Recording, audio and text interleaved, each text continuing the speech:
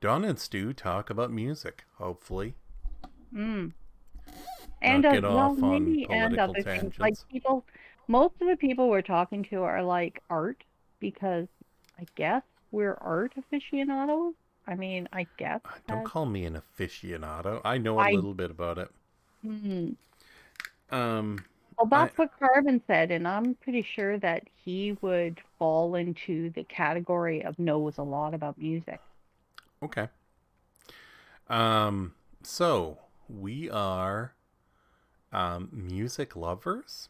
We've been listening to music for Yes, I, me for 40 some years, and you for almost 60 years. Look at you.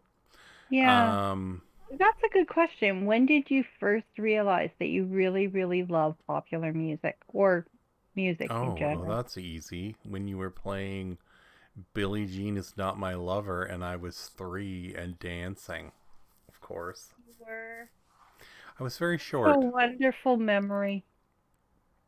I remember dancing to Billie Jean. This was before they found out that Michael Jackson was a weirdo. Hmm. Mm, true. And this was, well, okay. Michael Jackson was probably a weirdo. Like, Yeah, you during the can't Billie Jean go period. Mm. full weirdo right away. So you gotta build up to that. Yeah, So I don't think like there's you don't flick a switch. And I always yeah, imagine it's it as one of yeah, those, electric chair switches. yeah, it's like a slow trudge towards debauchery. Exactly. Anyway, whatever he decided to do. I mean, they'll admit what did they admit that he would sleep in the same bed with children who weren't his? Still weird. Yeah. It's still weird. Yeah, I don't care. Whatever.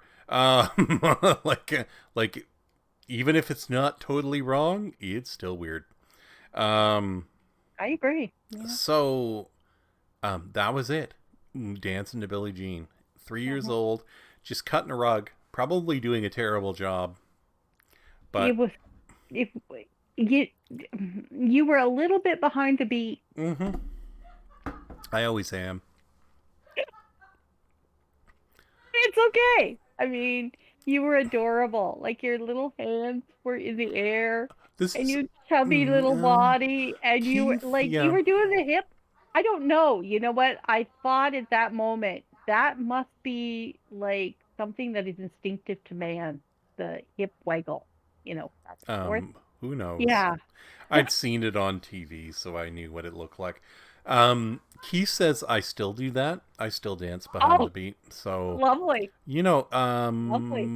it's just an affectation. I have no That rhythm. makes you someone who is ideally suited to do harmony.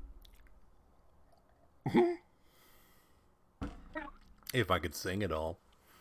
Um, Well, okay, when you do harmony, like you're supposed to sing softer. So maybe you just haven't sing. discovered your No, inner softer no, singer. Keith. No, you don't need Keith. Keith is a marvelous singer. Like Yes, yes. really I great. agree. Yeah. Probably one of the best singers I've ever met in my life. No, that's not true. Carbon is a really wonderful And singer as no, well. he's technically better than Carbon. Carbon would need to Oh, actually like do study singing? music. Like he Mhm. would have to Yeah, do it perpetually because Keith is always singing. So his that's technical true.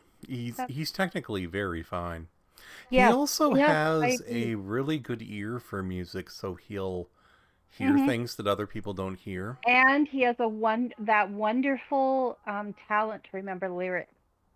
Like Yeah, he he said can that's pull a lyrics singer from thing. nowhere, like from anywhere, No, no, and just do he them. said that's a singer thing.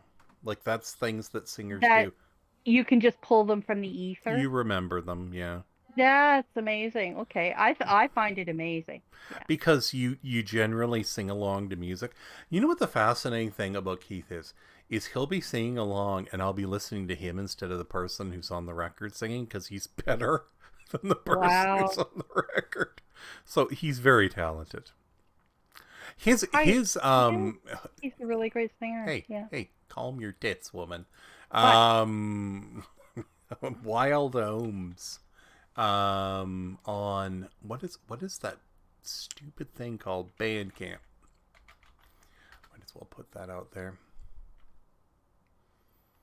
Is Okay, so what is yours? I couldn't find. Well, no, I'm telling them, like, just in case anybody listens to this and they're Oh, like, okay. well, Okay. what the hell is it? Oh no, it's the other way around.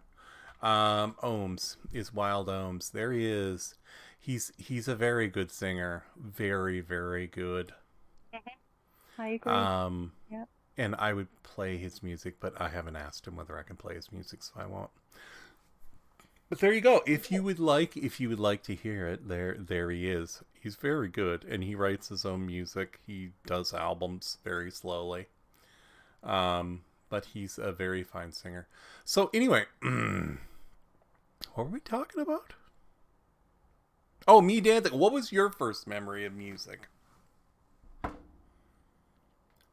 Well, that's a good question. Um, I guess my favorite, the thing that told me that I really love music a lot is the fact that, like, I have early memories. My aunts and my uncles were huge fans of country music, and they used to buy albums of country music. And those songs I can still bring to the fore. My uncle played saxophone, tenor sax, Mm-hmm. and he really enjoyed it. He loved to play, and if I would ask, he would go and get his saxophone. And there's a lot of people don't know, but you have to, when you play saxophone, you have to take the reed out, and then there's a whole like ritual that you do to make the reed come alive again before you put it in the saxophone and before you play. So it takes a good 10 minutes, I guess, um, to get the saxophone ready to play. Yeah, and he would do that for me at the drop of a hat. That was a great kindness that he would do for me. He was a And my cutie. Aunt Gail was 17, 18, and if I asked, she would play any song that I wanted to hear. She was a huge fan of Merle Haggard, probably because she had like Ew. a huge, I know, a huge Ew. crush on him. And like she thought he Ugh. was Disney. So, I Hmm. mean, she would always intersperse songs from Merle Haggard. But other Okay. than that, I could listen to, Lynn Anderson's Rose Garden or like, yeah. The other thing that I remember always listening to music and really, really like honing into it was going into diners like in Princeton and Teramius because they always had jukeboxes. Yeah, that's And gone. yeah, yeah, and you could put in a quarter and play four songs. And I remember not only the mechanical aspect of doing that, but the reward was so wonderful that my heart would explode. And I can remember playing really bad songs like Me and You and A Dog Named Boo. But I mean, jukeboxes, a lot of people don't know this about jukeboxes, but they were like a playlist. And the person that filled the jukebox could select whatever they wanted to put into the Yeah. jukebox. So Well, was basically, this Carousel or um, yeah, the one in Princeton was a carousel. The other one was in Kermias was it stood on the booth. It was like a mini jukebox. yeah, and it had tapes in it that would single Not tapes. tapes. This was back when it still played. Yeah, you're right, Stuart. No, it had tapes. You're right. Because it would select from it would take it a moment and then it would go to the song, right? So yeah, it was on a tape. I'm not too sure how those worked, like Well, I can tell you as how a they color worked. They magic. basically had like like instead of the tapes moving, there was like a little mechanical thing that went up and down in them, and it would just detach Yeah, from that's one tape, true. go down, and then attach to the next tape. That's true. The one that we had, okay, the other jukebox, and the jukebox I suppose should jump to mind first, Mm. was at the cafe that mom and dad owned. They had a jukebox, and their jukebox played 45. Mm-hmm. Right? It would actually go and select the 45 and drop it down. Yeah. And I can remember that process being as exciting as, and my mom would um, have people bring in 45s for her. There was actually a fellow that would come every, I think, every 2 weeks or every month and, resupply the 45s. But in Did the meantime, there were always people adding to it, right? did So you mom got like a choose? huge, pardon me? Did mom choose? Mom, yeah, yeah, yes. Mom would choose. Like if she didn't like the music that went on there, it didn't go. Well, good for her. So there was a lot of pop. This would be during the early 1970s.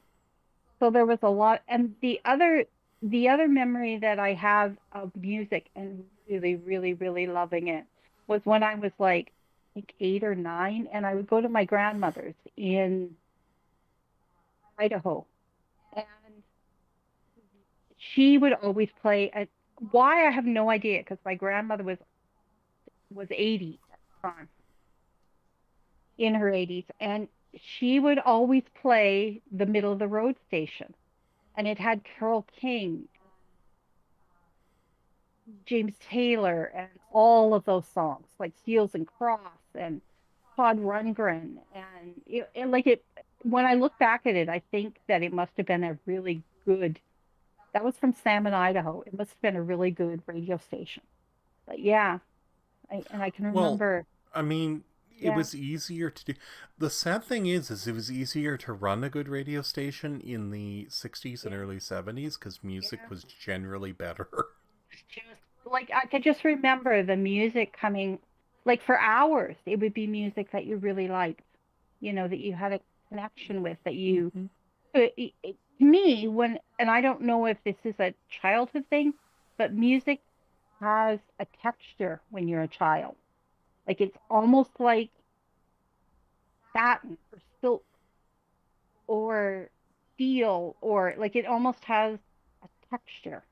And yeah, and I can remember that when I was a kid being warm and fuzzy and happy, and yeah, yeah, amazing. Those Okay. are my memories of music, so that's how I know that I loved it. Yeah. Okay. So that's really early because mom, when was the diner? The diner would be the same time, late 60s, early 70s. Yeah. That's a good time. Yeah. Yeah. Um, yeah. So, Donna was the one who introduced me to music because she had what, like a 400, 500 100 record albums at a collection? time. My album collection grew. I don't like to talk about it. It's painful. But my album collection grew to I don't know, 3,000 albums before we went by the wayside. Well, I mean, records, like the strange thing about vinyl is it degrades, but the strange, like, I can remember when they figured out that CDs degraded too. So Yeah, yeah. I can remember the advent of CDs, and they would last for 30 years, yeah, but 30 or they 40 don't. years. They Yeah, don't last yeah. 30 years. That's a, the thing that seemed to last is 8 track. 8 track like really has a Weird. like it's still, you can still buy 8 tracks that were put out in the Yeah, 70s so and they'll weird. play pretty good. Yeah. Like records from the 70s sound like you're driving over a gravel road listening to music. It really does. And Yeah. CDs degrade in the weirdest way. They lose their ability to Be fresh. play at a loud level. Like they Yeah. slowly Yeah. go silent. It's Silent. And bizarre. it's Like they weird. go quieter and quieter. Yeah. Yeah, it's so weird. But anyway, so we're talking today about a favorite song from I guess like a while. Basically, your favorite song, but generally one from like a historic perspective, and then one that's a modern song. Yeah, and I was trying to pick 10 years. That's pretty hard to do. And I find that What 10 years of what? um 10 years ago. So this is 2022. So 2012 2012. to yeah, and it's harder than you would think. Like Donna, it Donna, it's not. There's really great music. It's just none of the stuff that's really none of the okay, well, popular let's put stuff. it this way. If you went back to choose like say the 1970s, and you went back to choose a song that you think is superlative from the 1970s, like 20 would jump to mind. Yeah. So if you go back, No, you know what? That's unfair. I can think of 20 great songs from the last 10 years. okay, all right. I, Well, I can. I had trouble, but I don't. I like. But maybe that's my hmm, age. Like, yeah, you are not delving. I found one. I found one. Okay. Well, okay. So Donna, yesterday we did this, and we decided to redo this because we didn't talk about music. We just talked about politics for a long No, but time. that will happen. I mean, Well, I mean, fair enough, but we really wanted to talk about music. Um, sure. yesterday you chose A Day in the Life. I did by the Beatles. Yeah. But today you've changed to Voodoo Child Slight Return. And I gotta say, that's a good choice because this song just Oh, really goes hard. oh, It goes hard. I think Voodoo Child Slight Return is the first time that you can actually hear proto metal. Like it's one of the yeah, first proto metal songs. yeah, yeah. I It's agree. Yeah. it's got I think like people don't give Jimi Hendrix enough credit for having invented metal guitar. I mean, it was either him or it was Pete Townsend because on the Who's early stuff, True. you could True. really hear it too. Those big licks, like Oh, yeah.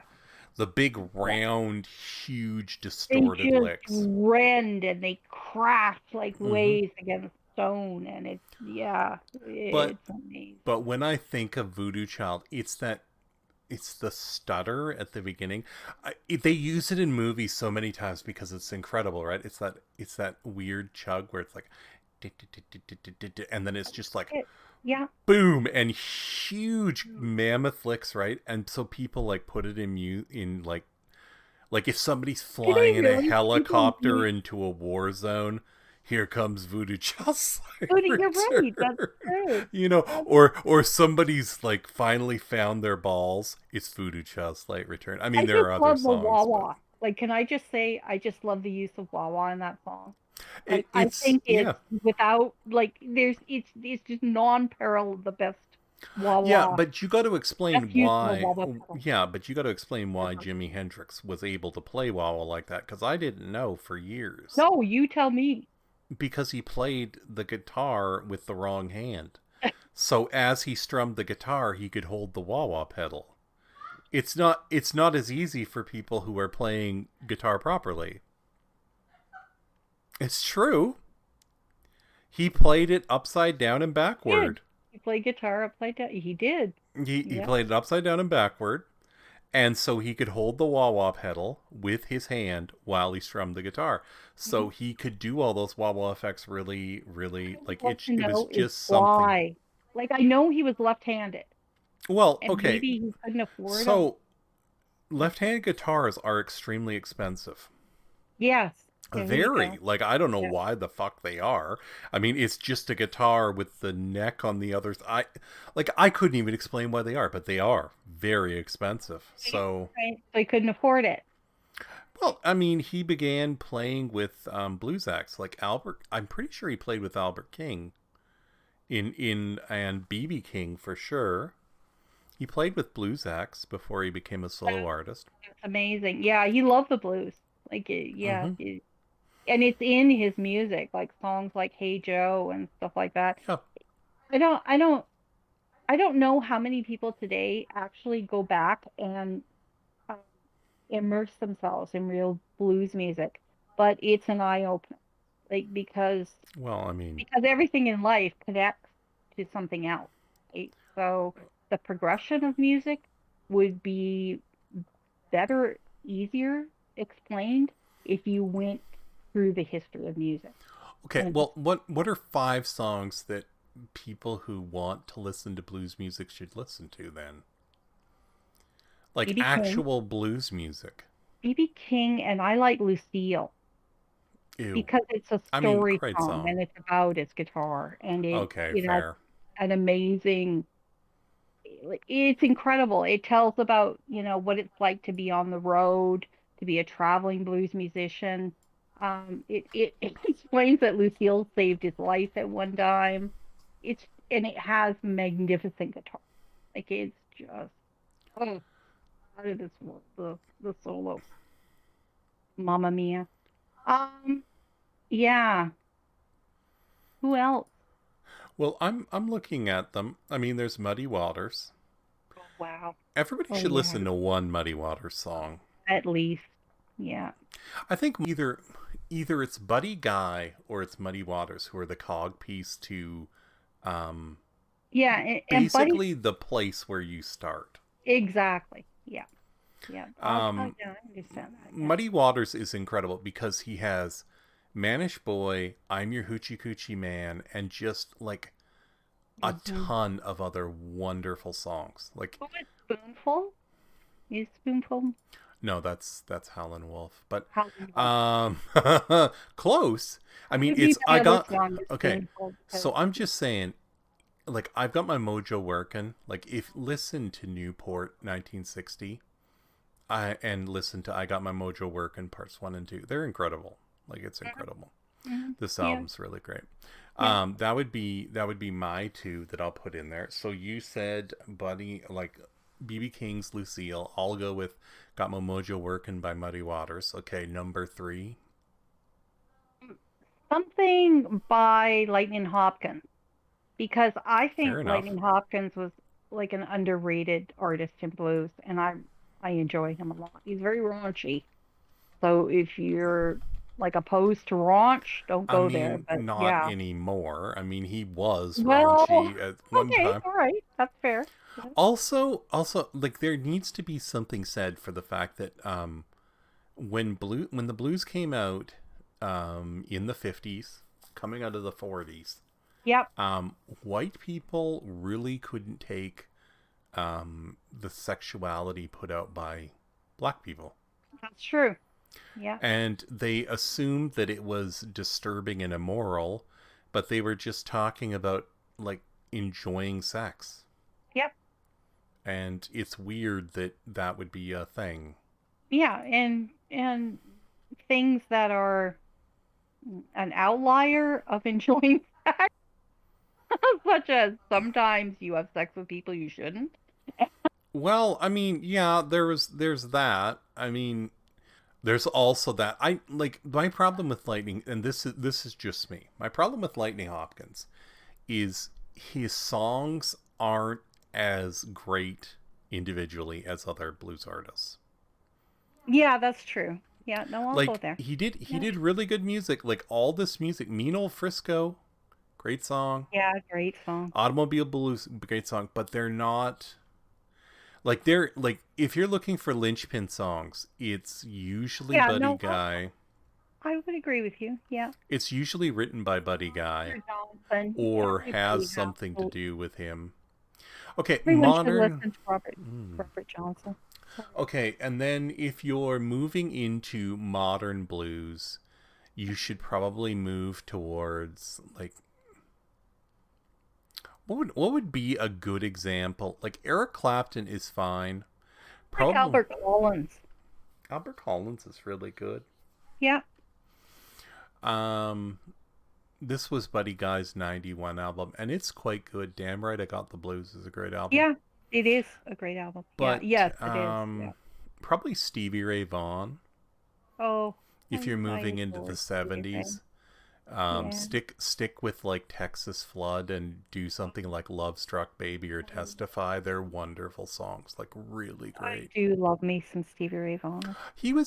Yeah. He updated blues music in a Hmm. great way, in a He really did. wonderful way. And then probably really modern would be R.L. Burnside. Yeah. R.L. Burnside really had a Some gritty wonderful. blues. If you like your blues gritty, oh, Yeah, but there wasn't. I mean, like the albums. Boy, which album is it that I would choose here? He was older when he became popular, like true. quite Yeah. elderly, Mhm. and I can't get albums, please. I remember. Oh, that's Is not this all what. they've got here? I mean, I guess "Come On In" is a great album, but basically, you could do something like "Shuck Dub." It's a great song. "Come On In," great song. "Being Mistreated," great songs, but definitely modern, like more modern It's than. a soundtrack that was. Remember, there was a documentary. Is it called Deep South Blues or something like that? By the guy. His first name is Ken, and he makes documentary. Ken Burns. Ken Yeah. Burns. Yeah, I don't Yeah. The remember whether it was soundtrack Deep from. Blues or The Blues or something. Yes, I'll look it up. Hold on. he talked about stuff. Ken Burns blues music. But the soundtrack, like from that, is amazing. Yeah. Yeah. I mean, it's all right. All I about blues. There you all go. about blues. I mean, the thing is about any Ken Burns documentary is it's like wading through molasses. He's very long, involved, wonderfully like interested in telling a whole story, and just boring as piss sometimes. I mean, I'm Wow. sorry. I But mean, I'm just wow. saying it like it is. I I just, don't have like it's not the wow. attention span for 10 hours. Like I don't mind 10 hours of doing something, but not watching Wow. this. No. No. Okay. All Like right give me then. the music. Like But that's why I'm suggesting the soundtrack. It's a lot, like it would be more like 30 minutes. yeah, I mean that's just me personally. Some people love that. Some people are interested in Just long saying, drawn the out histories. soundtrack. The soundtrack. Nah, long drawn out histories of music. Okay, let's get back to. Okay, you were talking about Jimi Hendrix. Jimi Hendrix. Okay, give me your big Jimi Hendrix Voodoo Child spiel. Okay. I guess something that I didn't know is that it's called Slight Return. And I always kind of wondered, why is it called Voodoo Child in brackets Slight Return? Well, that's because it's a reprise or a reprise, Yeah, or I'm not exactly sure how you say that word. But it's when you play a slightly different, usually shorter version of a song that came earlier. yes. And I did not know this, You but didn't know now I that? do. I mean, what do you think it was? There's a song called Voodoo Child, like Which I, 6 tracks before. yeah, true. I mean, that's exactly right. Yeah. Yeah, Um, yeah, and I guess I should say that another well-known song more than 6. It's number that 4. is a reprise is Pink Floyd's Time, which is the fourth song on Dark Side of the Moon. And it is a reprise of Breathe, which is the second song on Side of the Moon. Yeah, Oh, yeah, I thought but that was that's interesting. yeah okay. So it's a reprise. I mean, I did know this. Or well, okay, Okay, whatever. Yeah, but okay, okay. Not to say I told you so, but yeah. you told me so. And I've Um, mentioned the fact that it's already a Wawa song. I mean, um. Okay, but I okay. mean, A song with a lot of wah wah pedal because a wah wah song sounds like what a wah wah song. What a wah wah. Maybe that'll catch on with the kids. hopefully. I mean, Katy Perry, yeah, man, she we makes that discovered wah wah Wawa music. people It will be a wonderful time in your life. Um, it came out in 1970, and it was released as a single in the UK a week after Hendrix died, and it became his only #1 hit, and I think that's sad. A week after he died. Yeah. I mean, is that true? It was released a week after he died. Yeah. So he was already recording that next album that It he. has a lyric in it that is kind of strange about see you in the next life.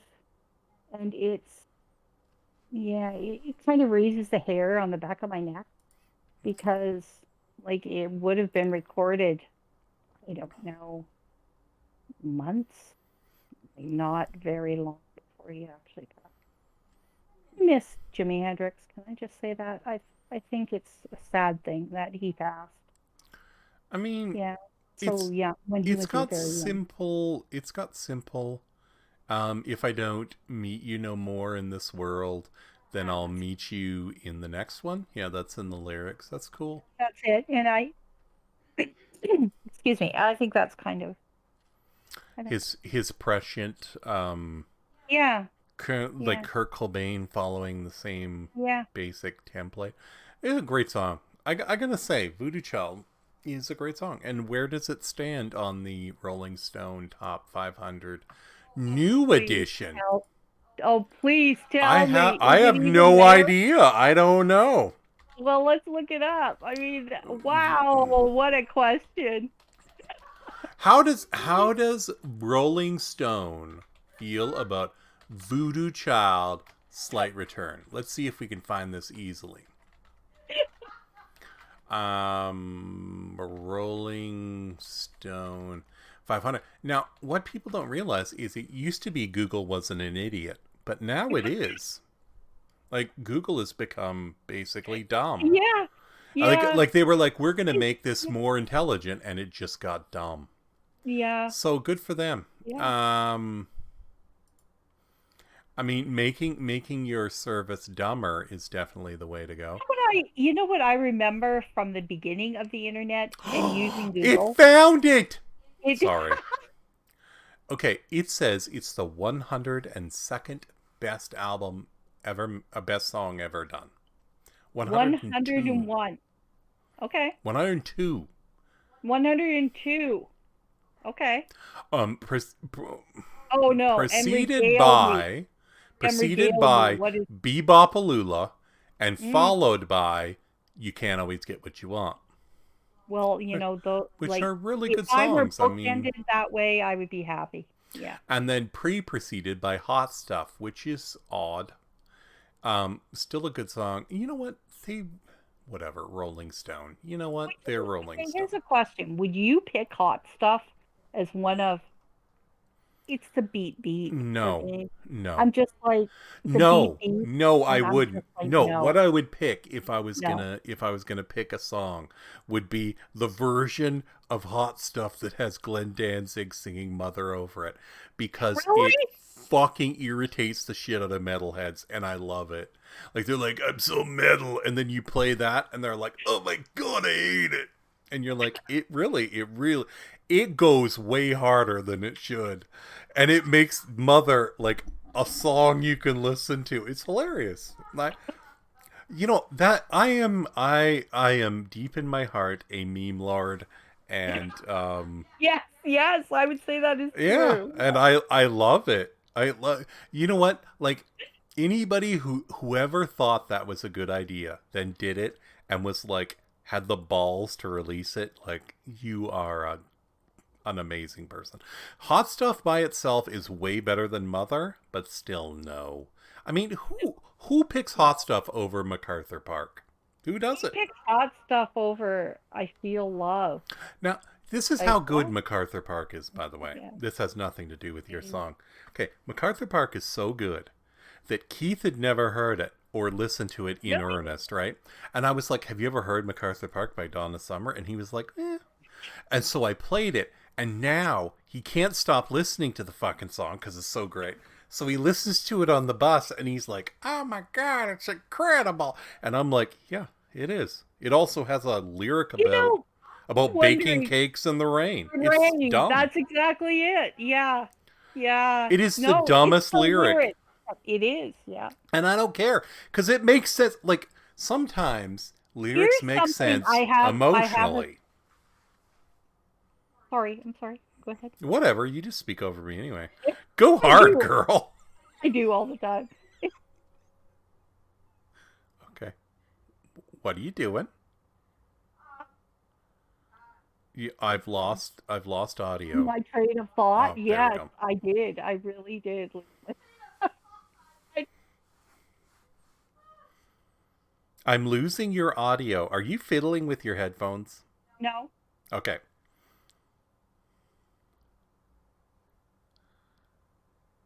it Hello? just it just might be me talking over you. No, it's okay. Get going. I don't know. I lost my train of thought. Go Cake in the ahead. rain. Cakes in the rain. Oh, that's right. That brings me back.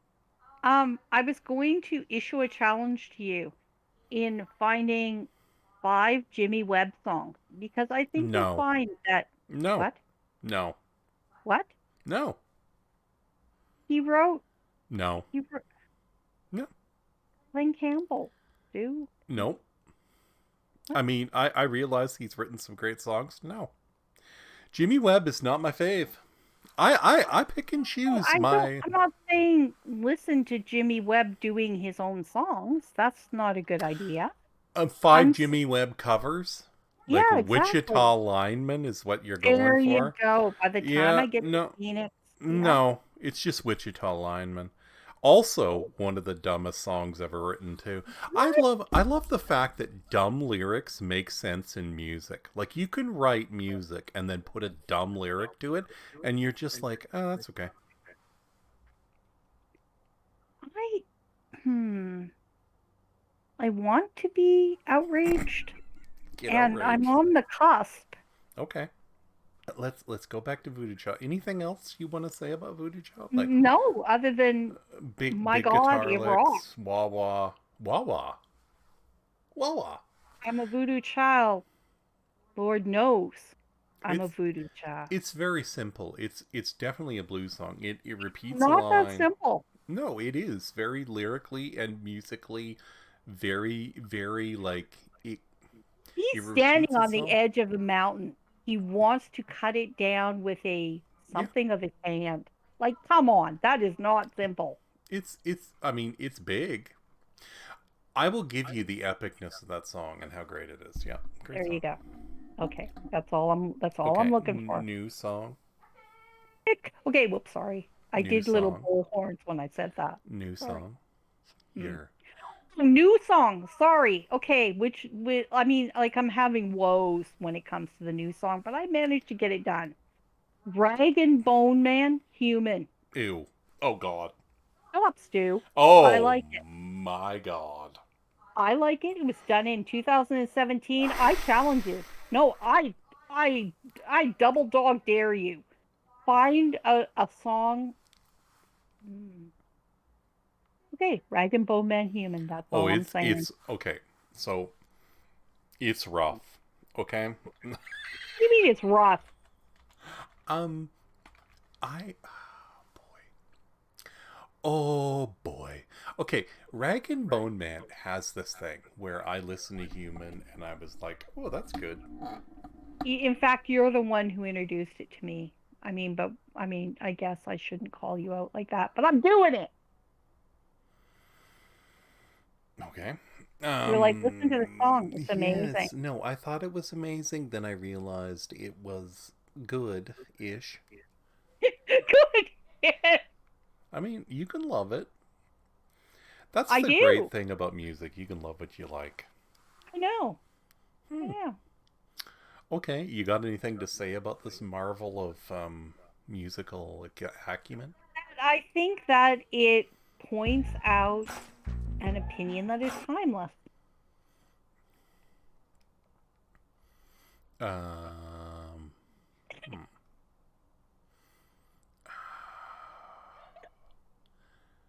hmm. I mean, y- hmm? Yeah, okay. You know what? I'm having problems going with you here, but that's okay. I mean, it basically talks about the fact that human beings play the blame game a lot. And the point of that song is don't play the blame game. Like, put your problems on someone higher above. Find something other than yourself to believe in and believe in that. Basically, it's about religion. But that, I mean, you know, He's only human after all, I know. yeah. Whatevs. Okay, you know what? What's your problem with that? Hmm. You know what? None. None. It's okay. Hey, so we're gonna go on from that. I'm not Are you judging having you. problems with like the song itself or in conjunction with Jimi Hendrix? Okay, so here would be my thing to do. Listen to Voodoo Child and then put Rag and Bone Man right on after it, and let me tell you. Okay, like I mean, that's the best Oh, I can do. that's like That's, getting kicked in the testicles right there. well then, mm, I I, don't have any testicles to get kicked in, but okay, fair enough. That's why it works. For people without testicles, this works. I'm sorry. I should be pooping on your song. hey, Joe, it's all right. I was unexpected. I did not expect that. That was, you know what? I If you did. were a I mean, boxer, okay, here were my other. Okay, Crazy by Gnarls Barkley got nixed because it's 2006. okay. Counting Stars because for the same reason that you don't like Counting Stars by One Republic for the same reason you don't like Rag and Bone Man. Happy by Pharrell Williams. Ooh. Wow, is that song repetitive? Oh Love God. Ooh. love the line, like, like a room without a roof. Love that line. But when it's repeated 50 times, not so much. Yeah.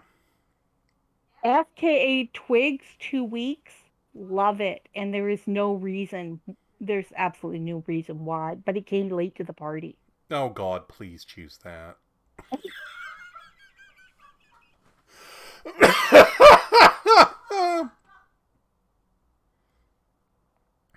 Please. Can you rescind? I mean, I guess we can. I mean, it's like, Please, I mean, why please, couldn't you? please, for all that is holy, please choose 2 weeks.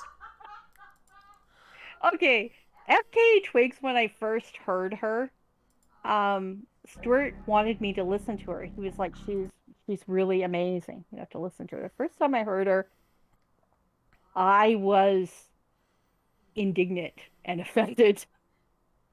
But then I went back and I listened to it again and again and again. And then I realized that by listening to this album again and again and again, that it was amazing Mm-hmm. and that she was a stellar artist and someone to pay really close attention to because, she was breaking boundaries and inventing new types of music. I think, I don't, yeah, I don't know what else to say about her. I think she's amazing. Mm-hmm. She's incredible. I agree. Yeah. This song is marvelous. 2 weeks. Um, Yeah. mm, very Yeah.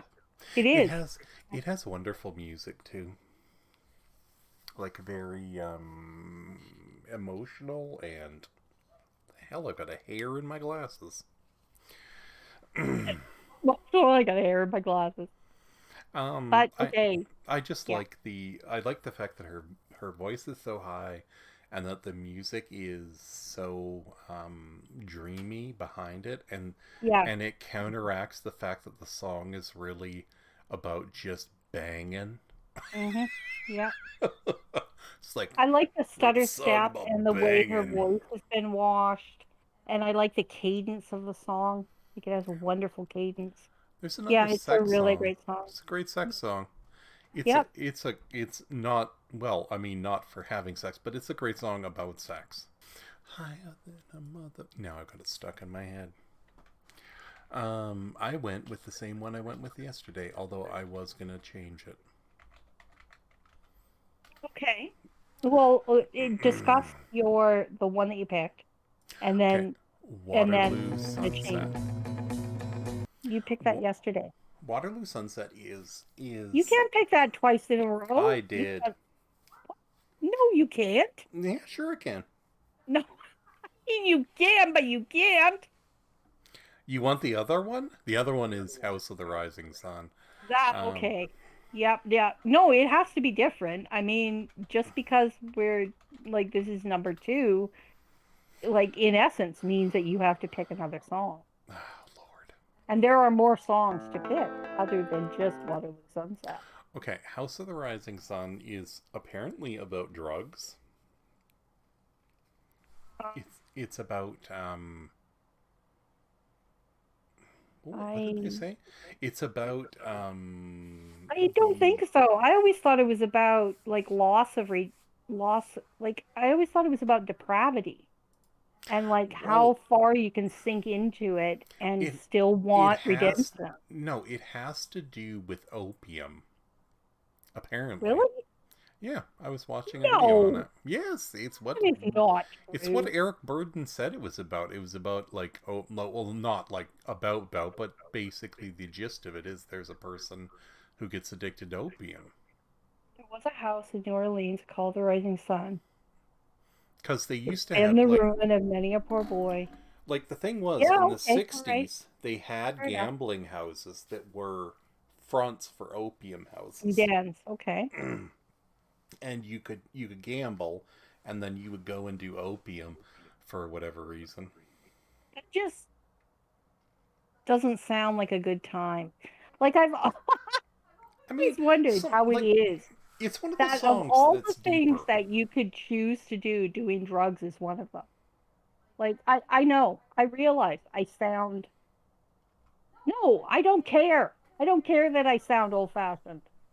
There are like a million other things you can do besides doing drugs. I've never understood the fascination. So it has ascending guitar chords. Keith told me what that's called, and I can't remember. It was interesting. He had a name for it. There's a specific term in music for it, for descending and ascending notes in order. A crescendo and a descendo, or something like that. Something like that. I can't remember. I'd need him to tell me. Can you still hear me? Yes, I Okay. no, I was just processing that. I was like, Okay. how do you have ascending and descending at the same time? Well, no, you don't. No, no, they have two different names. In House of the Rising Sun, it's ascending notes. And what I've realized is most of the songs I really love either have ascending or descending runs. Like dun dun dun dun dun dun dun dun, dun or dun dun dun dun dun dun. Or, like I love them in my music. It Mm-mm. makes me Yeah. happy. Anyway, I wrote notes for Waterloo Sunset and then Donna wouldn't let me use them. And they were interesting, so I'm sorry about that. Okay, so the song that I chose, Donna said no. The song that I chose after was the same one. Again, god damn it, woman. Is Manchester's Orchestra's The Gold. You can't do that I either. know. You got rid of all my notes. Thank you very much, there, lady, No, go ahead and use it. for I'm your for sorry. your post. Yikes. Okay. Anyway, Well, I well, mean, it you goes with didn't. the other one. Never mind. I'll choose another one. Now you're forcing me to just choose on the fly here. Look at you. What is another song I really love? What would go with the Animals? It would have to be blues based. A modern blues based song.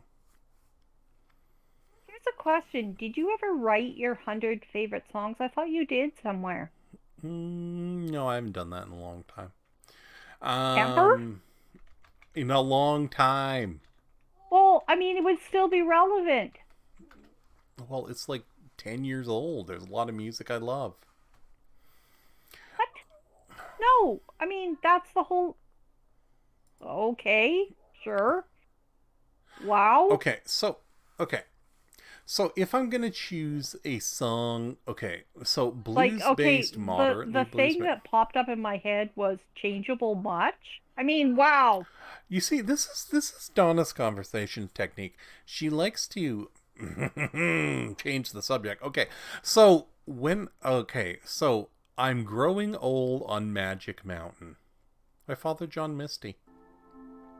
Oh, I love that. I love Magic Mountain. Um, Oh, it's such a it's great it's song. incredible. It's kind of follows Yeah. the same thing. I would say it's Yeah. a like House of the Rising Sun. It's like a modernist version. But Mhm. it has marvelous lyrics because he's a Oh, great lyricist. it's so like do yourself a favor and listen to it. It is This album gets wow. shit on a lot. Like I noticed that. Like people are like, "Ugh, it's really pretentious." Yes, of course it is. Also, it's really wonderful. Like Yeah, don't be a dick. you know what people don't realize that in art you can be both. Like it's the one place where pretentiousness should reside as It's a king. fine line. I would say it's a fine Mhm. line. You gotta keep that fine line. But Pure Comedy is a marvelous album about I have no clue. It's you know what, Samsung? Do you wanna Oh, die? Do you wanna die? I'm gonna throw that thing. what did he pick up that time? Oh, who knows? Fucking thing is annoying. You know what, Samsung? Whatever you did to your devices, go eat a bag of dicks. Um, and this song specifically because it's so beautiful and it's got that huge crescendo, but the strange thing is you have to like listen to it in conjunction with In 20 Years or so because it's like I'm growing old on Magic Mountain is like the main course, and then In 20 Years or so is the dessert.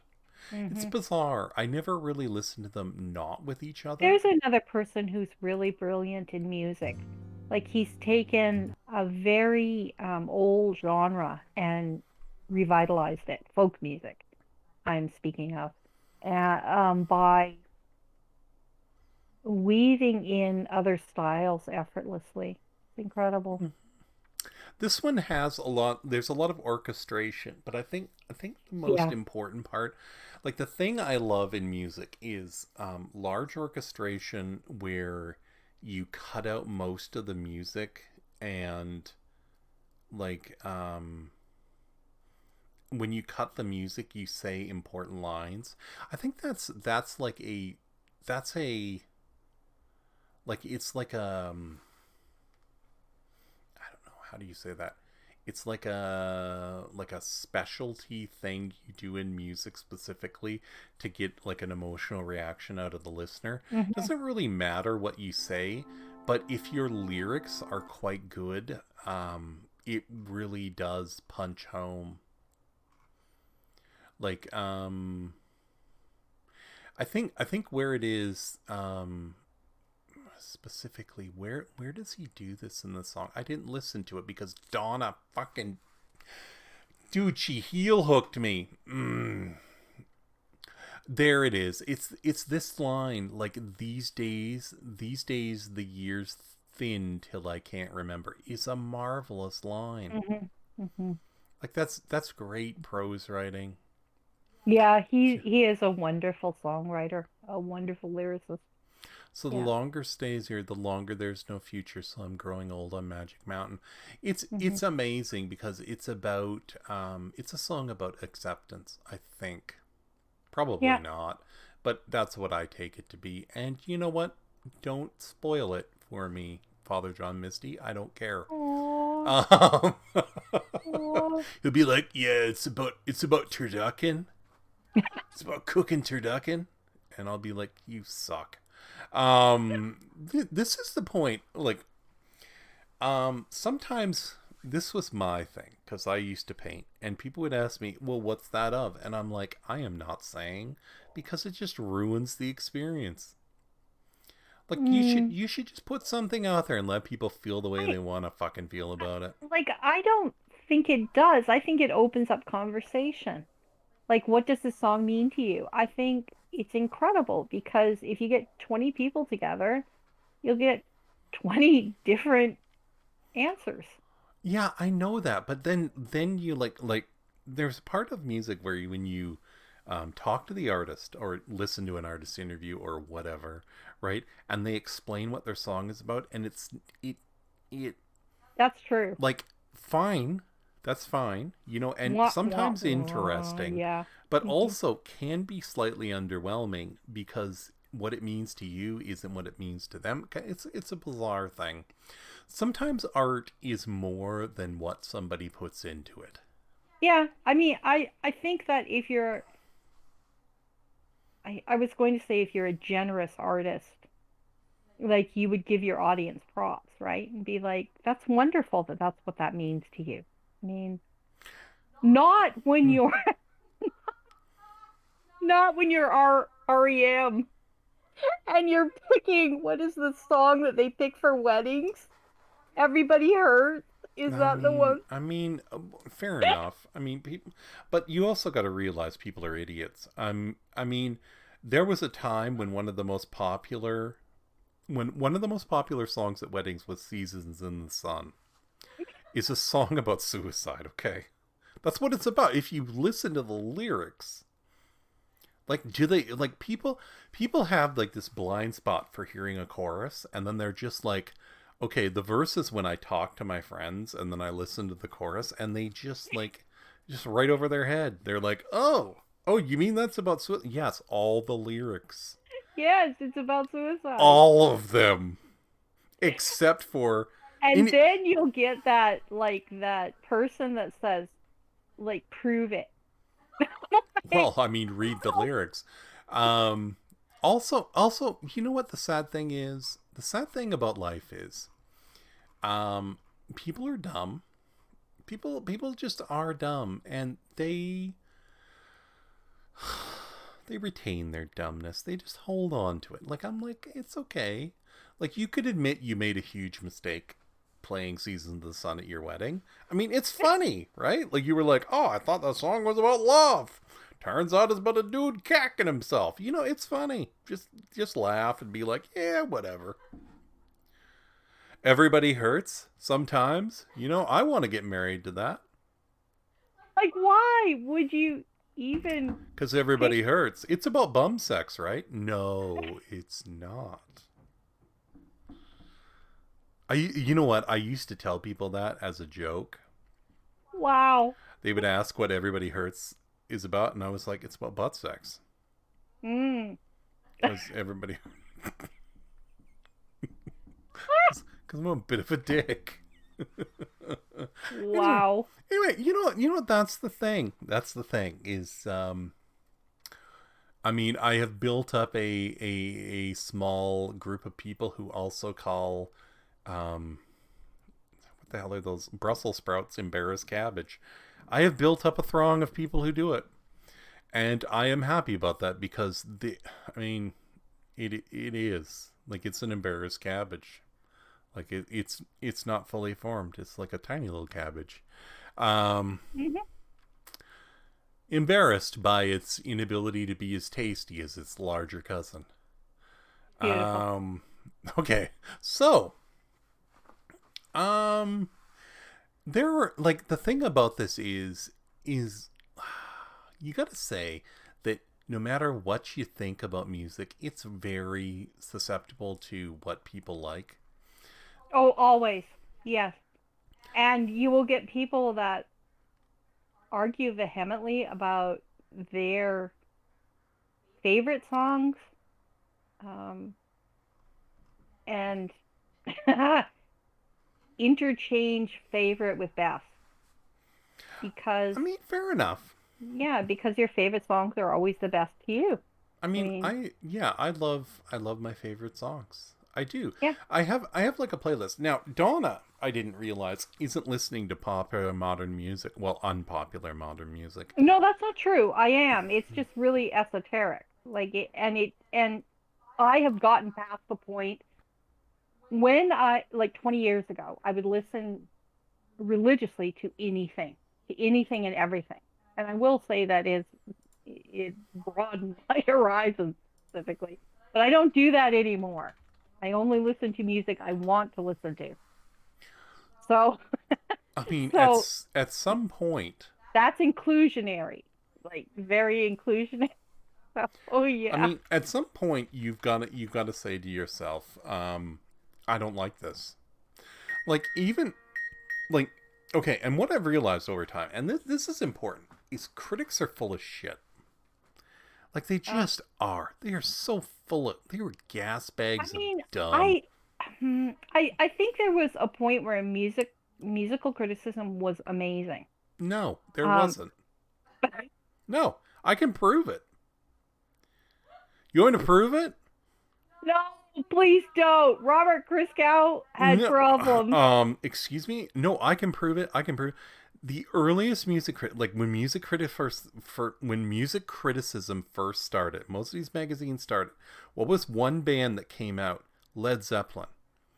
Yeah. Everybody listened to Led Zeppelin and fucking hated it. How Oh, can you hate Led Zeppelin? I don't. How? I, I, I don't know. I Like I like am I taking funny pills? Like, I I would oh my imagine that it was god. because like if you could roll yourself back in time, that people had never heard anything like it. That's a And good thing. yes, yeah. It's a Well, good I thing. mean, Do you want to sometimes hear it's a what you've good heard thing. before over and over and over? No.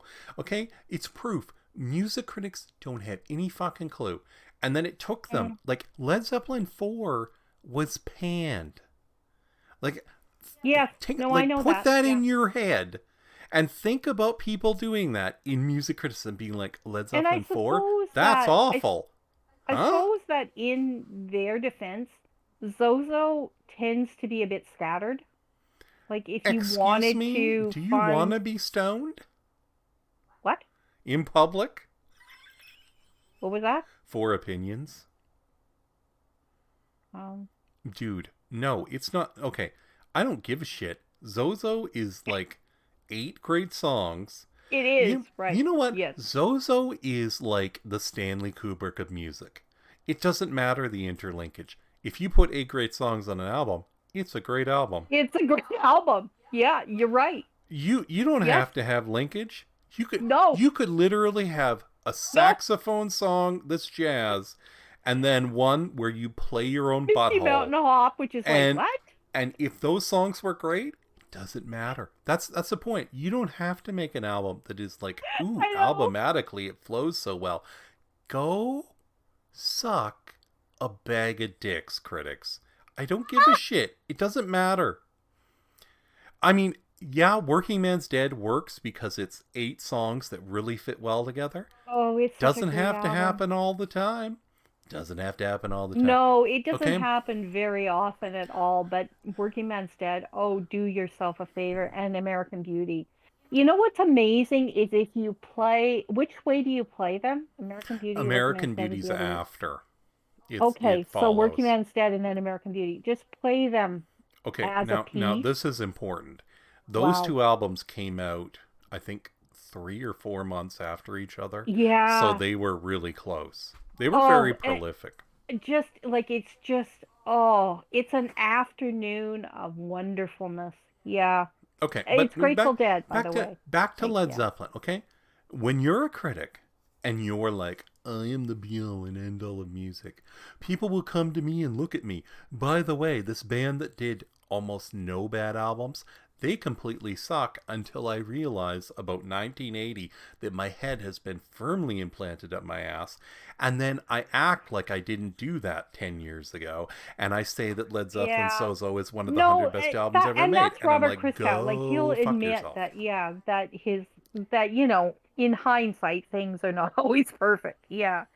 Some critics will do that though. They'll be like, I never made a mistake. We don't want to talk about that. Well, It's true for all art though. Like art that pushes boundaries is hard to see. So the important thing is, and this is important in music, is that if you hear something you've never heard before, give it more than one listen. I mean, Yeah, exactly. Yeah. unless it's Mr. Bungle, and then just don't. Okay? Because people nowadays will be like, hey, Mr. Bungle is something I've never heard before, so it must be great. Um, No. yeah, maybe you love rectal exams every day too. I mean, I don't. I'm not into that. Like cough while some dude's holding your balls with a cold hand. That's Mr. Bungle. What is amazing is that if you have a fellow music lover and you're listening to Mr. Bungle more than once with that person, there comes a point where you look at that person and you just know. You just It's know that that other it's not person is like thinking the same thing you're thinking. no, okay, like there's a point. Okay. So there's like this idea, and this isn't critics, by the way. Like what I love, okay. So in criticism, what I love is actually hearing people who do the art talk about the art and make criticisms of it. Because I think that's better than somebody who doesn't do the art and makes criticisms of it. True. I Yeah. mean, already I'm also like telling people not to listen to me at all. But still, I date a person who makes music, so I'm close. I'm 7 degrees. I'm like I'm close to Kevin Bacon at this point, so I can do this. Yeah, no. Yeah. What would be the The word for me? vicinity, Yeah. like I'm vicinity of Kevin Bacon. So, I love hearing people who actually make art talk about other art because it's usually more interesting. Um, Also, there is like this thing where people believe that technical skill in something is the same as being good, which is Mm. bizarre because there was a point it like there's a discussion to be had about that is like what in classical composers, when you look at classical composers, like who was Chopin's contemporary? Was What was his name? It started with an Liszt. S. Liszt. No, it was an S. It was he's a minor composer who was really popular at the time because he was Mendelssohn? no, but whatever. Whatever. You know what? I'm not even looking it up. Fuck it.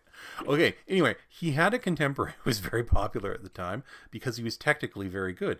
But who prefers like that over Chopin? I mean, they were like, Chopin's very simple. Yes. And wonderful. The two things happened. Like, so it's not always technical skill, and that is the reason Mr. Bungle licks donkey balls. It is so, oh god, that album makes me feel like I want to punch the lead singer of Faith No More in the ear. That's what I feel This like. says, oh my gosh. Um, I looked it up. Who were Chopin's contemporaries? Chopin lived at a remarkable time, and he said that it said that Schubert and Beethoven were alive, but they were older. Mm-hmm. Hummel, I have no idea who that is, and Weber, who I like, um, were his contemporaries. And then it says within his generation there was Schumann, Mendelssohn, Liszt, which I mentioned, Bedrich, Smetana, I don't know, Alkan, and Franck. Hmm. I think Yeah. that's amazing. He said there were operatic people as well: Bellini, Donizetti, Gounod, Offenbach, Rossini. Yeah, and some of those people, like, That would have been the heyday of um, classical music when there were a lot of people doing it. yeah, it's a That's great time. incredible. Mm. Classical music is definitely a niche market nowadays, but still worth listening to. Okay, so I think the best like I was looking up video games by Lana Del Rey because this like it points out something very important about music. I think video games is a great song. I mean, there are some people who agree I with think it is me. too. Yeah. I mean, there are some people who don't exactly like it, but it's because like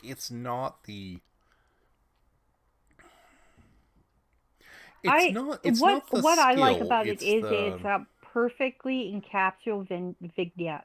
right? It's a vignette song, and it's perfect. Like it's absolutely perfect. Yeah, it's an updating of that big, gigantic country sound that was during the 60s. That's What true. was that That is true. called? The high lonesome sound? Like Patsy Cline did it. No, And it was called Nashville. was it called Nashville? Yeah. The Anyway, one like, that Patsy Cline and Jim Reeves, it was called Nashville. yeah, Yeah. but it had that big, like, Wichita Lineman had it, that big Yes, echoey it's sound where called you Nashville. Yeah. apparently you got that from tape doubling. So what you do is you Oh, like, that's yeah, it I was. always related it to Phil Spector. Like I always I thought it mean, was. yeah, but like you offset it just a little bit or some such thing. I remember Oh, and it reading about it oh, that's amazing. because, And it makes like it puffs it up, well, right? okay, you Yeah. only had 4 tracks at one point, so you like Okay. what would happen is producers who wanted to make more than 4 tracks would record 2 tracks together, then use the 2 recorded tracks as 1 track, so then you had To make an five eight tracks track. Oh, that's and then wild. you'd have to double them up to make like a series of tracks, right? So when Okay. 8 track came out, you could make like a 16 track song by doing the same thing, but Right. you Yeah. had to double instrumentation, and people who were very interesting would take something that was like a guitar line, like Waterloo Sunset has a guitar that is offset and doubled. So Yes. Yeah. there's that bubbly guitar has a mirror of itself just offset like by a half a second or something That's like that, incredible. playing underneath it, so it makes like this little echoey distortion at the end of it. It's very That's interesting. incredible. And it was like something that they did in the 50s. Like it was like a production technique in the 50s with stuff like you can hear it in songs like Buddy Holly songs and stuff like that. Like that echoey sound, same thing. Yes. They just double them up. But you can, if you offset it a little bit. So what happens is, I didn't know because I was attempting, like I attempt to be a producer, not a good one. But I make an attempt. I get in there and I'm like, yeah, producing. But I started watching producers talk about how things are done, and they were talking about specifically when you put like an instrument into a wider mix, like especially in rock and roll or a voice or something, you don't just put one of them, you put like a series offset. So if there's like a point where somebody is singing the same level or tone as like the bass line, there's enough of their voice to bleed through. And I was fascinated because it really does work. Like it makes the music sound better to do that. Also with not guitar, because guitar is high pitched enough to like bleed through almost everything, but bass Hmm. lines and bass drumming and Hmm. stuff like that, like it really does help. It makes it solidifies the sound in the mix, so you don't get mud, because mud is not what you want when you're recording music. Like No. Steve Albini is wrong. You don't want mud. And also, Steve, fuck you for rid of me. Wow. Fuck you.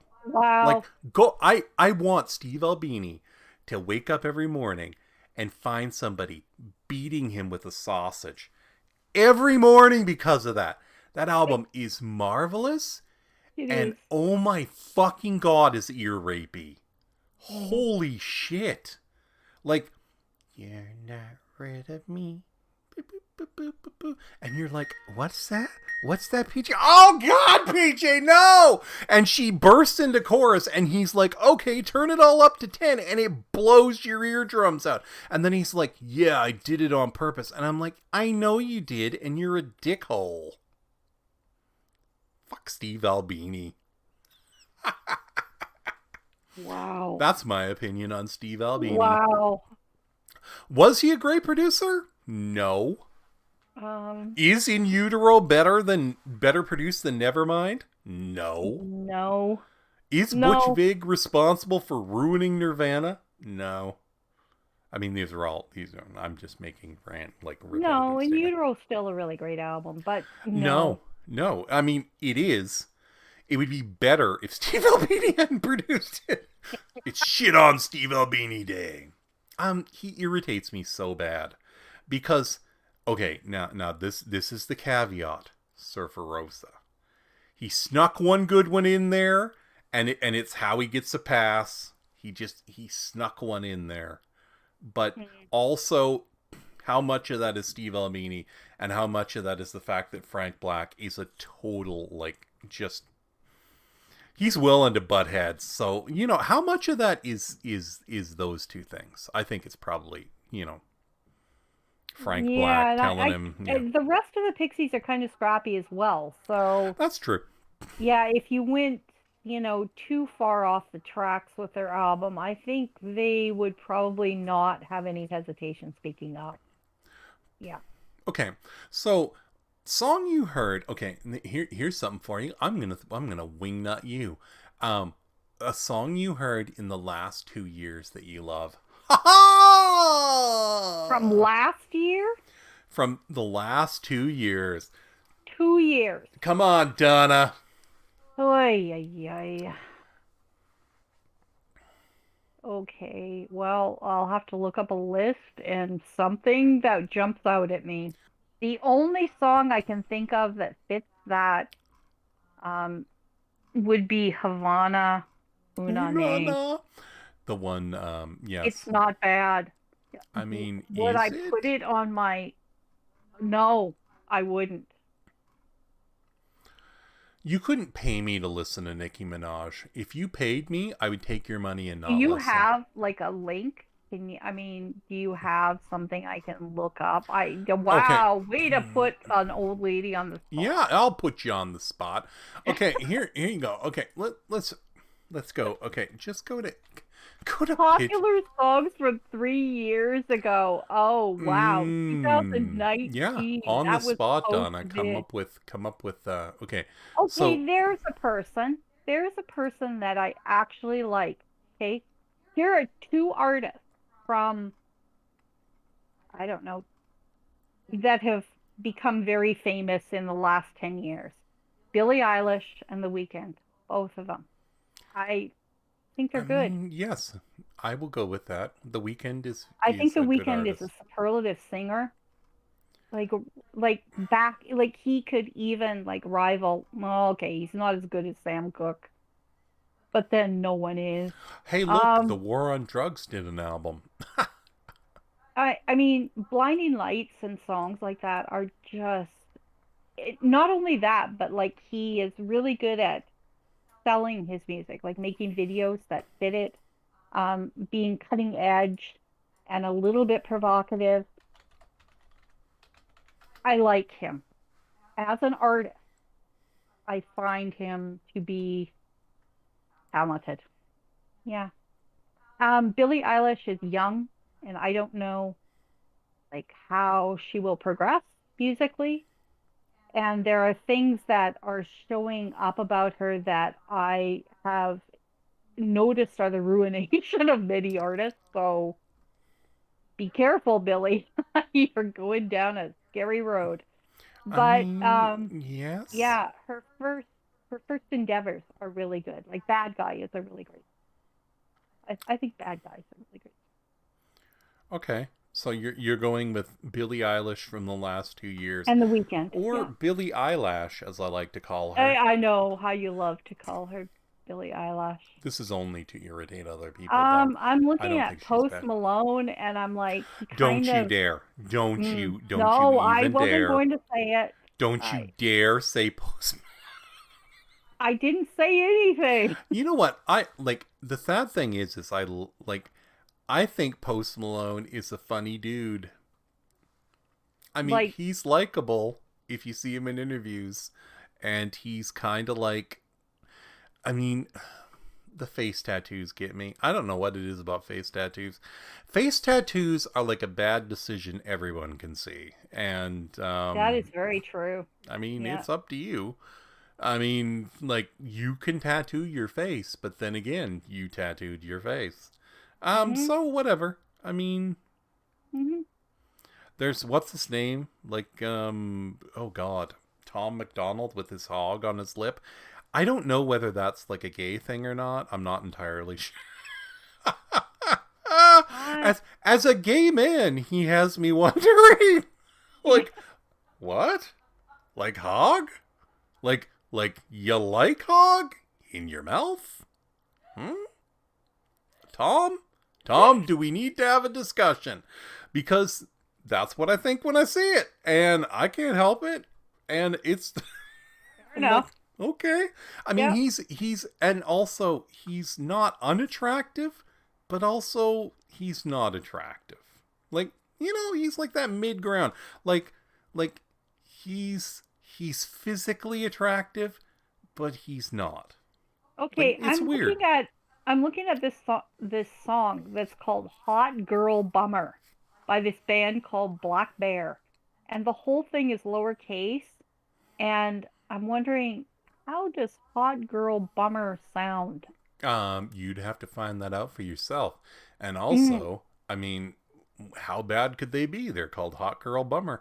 Anyway, okay, so here's my song, people, and you should definitely listen. Is Big Thief's Spud Infinity? What a great song! now say that again. Spud Infinity. Spud potatoes, sort of. Um, Wow. yeah. I mean, I love this album. This God, Donna would never listen to this. Dragon, New Warm Mountain, I Believe in You. And the reason it's called that is because it's three separate, like, it's if you buy the record, like, this is the thing. Keith he has a record collection, and I forgot how great records were, because when you buy a record, you can understand the reason track listings matter. Yeah. Like, because you're Yeah. like on a CD, you're just like, wow, you just went to track 10 or 11 and whatever, and blah blah blah. But on a Yeah. record, like, there is this form where you put like 5 songs on one side and 5 songs on the other. Anyway, it That's comes in right. 3 records. So the first one's Dragon, the second one's New Warm Mountain, and the last one's I Believe in You. So that's the reason, and it's really cool for that reason. But Spud Infinity above everything, and it goes hard in the softest way possible. Great song. I love it. Also, you have no idea what I'm talking about, which makes No, me giggle no, a little. I don't, but I mean, I'd be willing to listen to it, sure. Is it weeb music? Yeah. Yeah. Also on record, and this should be pointed out, is I love Wolf Parade.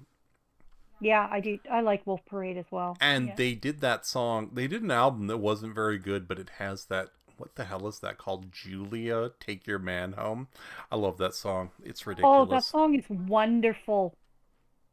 And the video for it is oh so good. Yeah, it's not as good without the video, which is weird. The video's really wonderful, and Yeah, it is. the song the Really, song is yeah. quite good. I mean, they definitely Like aren't as even good as they used to Carbon be, liked but it because of the video. Like it even yeah, drew him. well, Yeah. he's a bit of a curmudgeon. That guy, Hmm. he's a curmudgeon. He's a musical I mean, curmudgeon too. Carbon's favorite saying is "I'm an old man," He's not, and he's but he what, is. 30? Yes. I mean, he's getting there.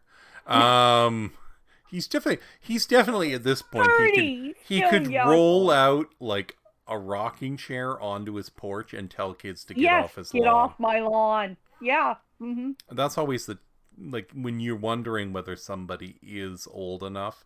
That's definitely an indication That that you've that would hit. be like an indication to me as well. Yes. Get off my Hmm. lawn is important. Yeah. Anyway, Spud Infinity and like this. Okay, so here's the thing. Okay, now if I were saying of the oh, Can Donna's you gonna play this song, by the way? no, you have to play it Why not?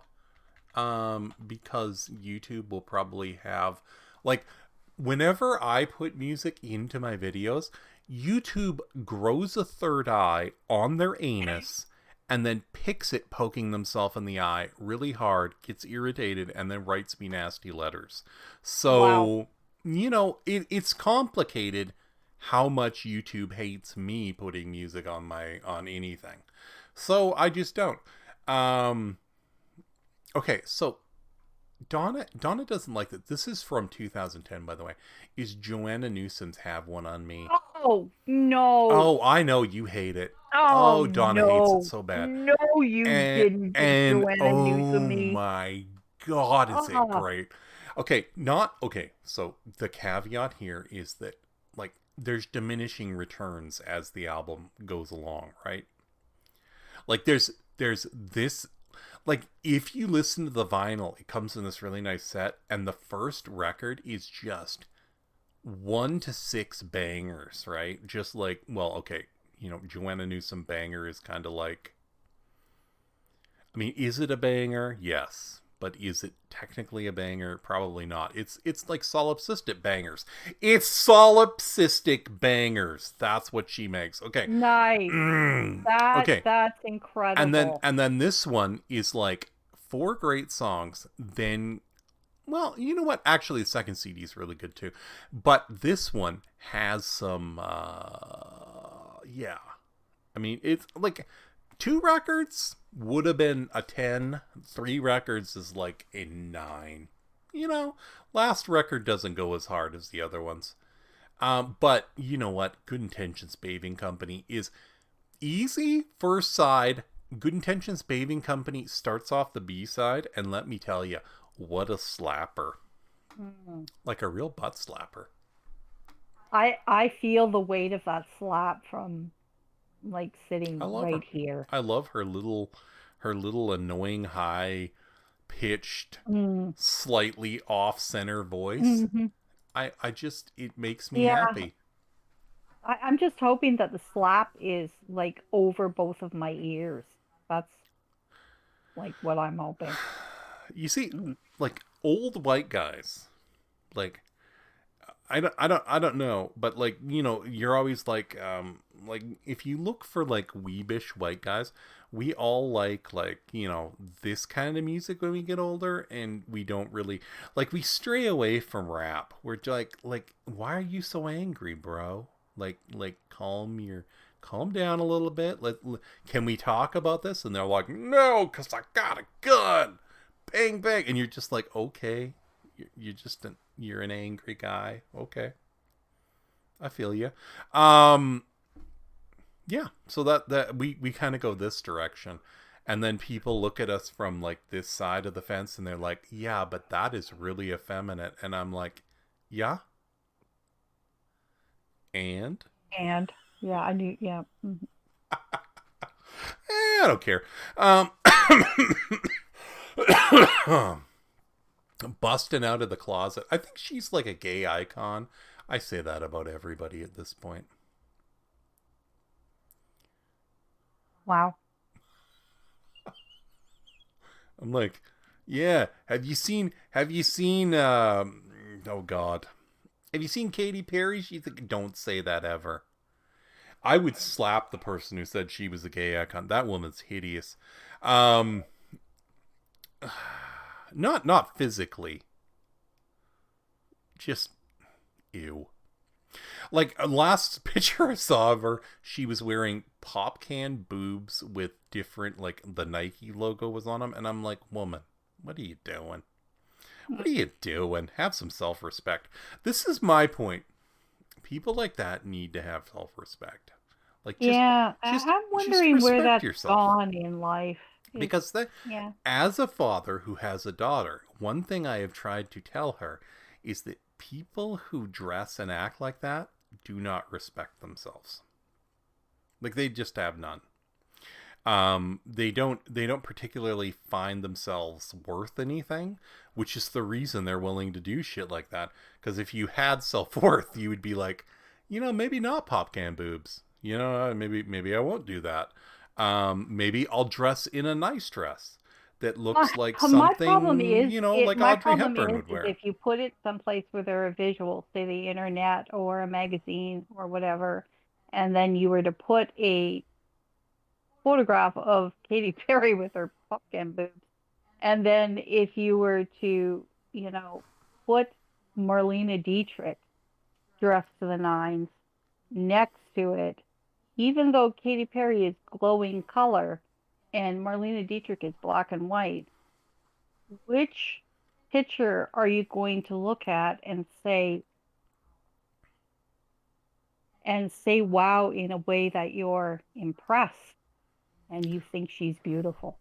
Well, like like the reason this matters to me is that I have a daughter, Yeah, but and I would like her to be a good person. I don't, and I still have problems. Like I this thing that is now a fad where people put male prosthetics the outside of their costumes. By the way, when Yeah. if like if any pop star, like I would say, because I have experienced this first person. Shut up, Samsung. Yeah. I would say, I love it. I would say, as and like I've experienced this first person, is that like when pop stars say that they're not negatively influencing people by doing this stuff, you are.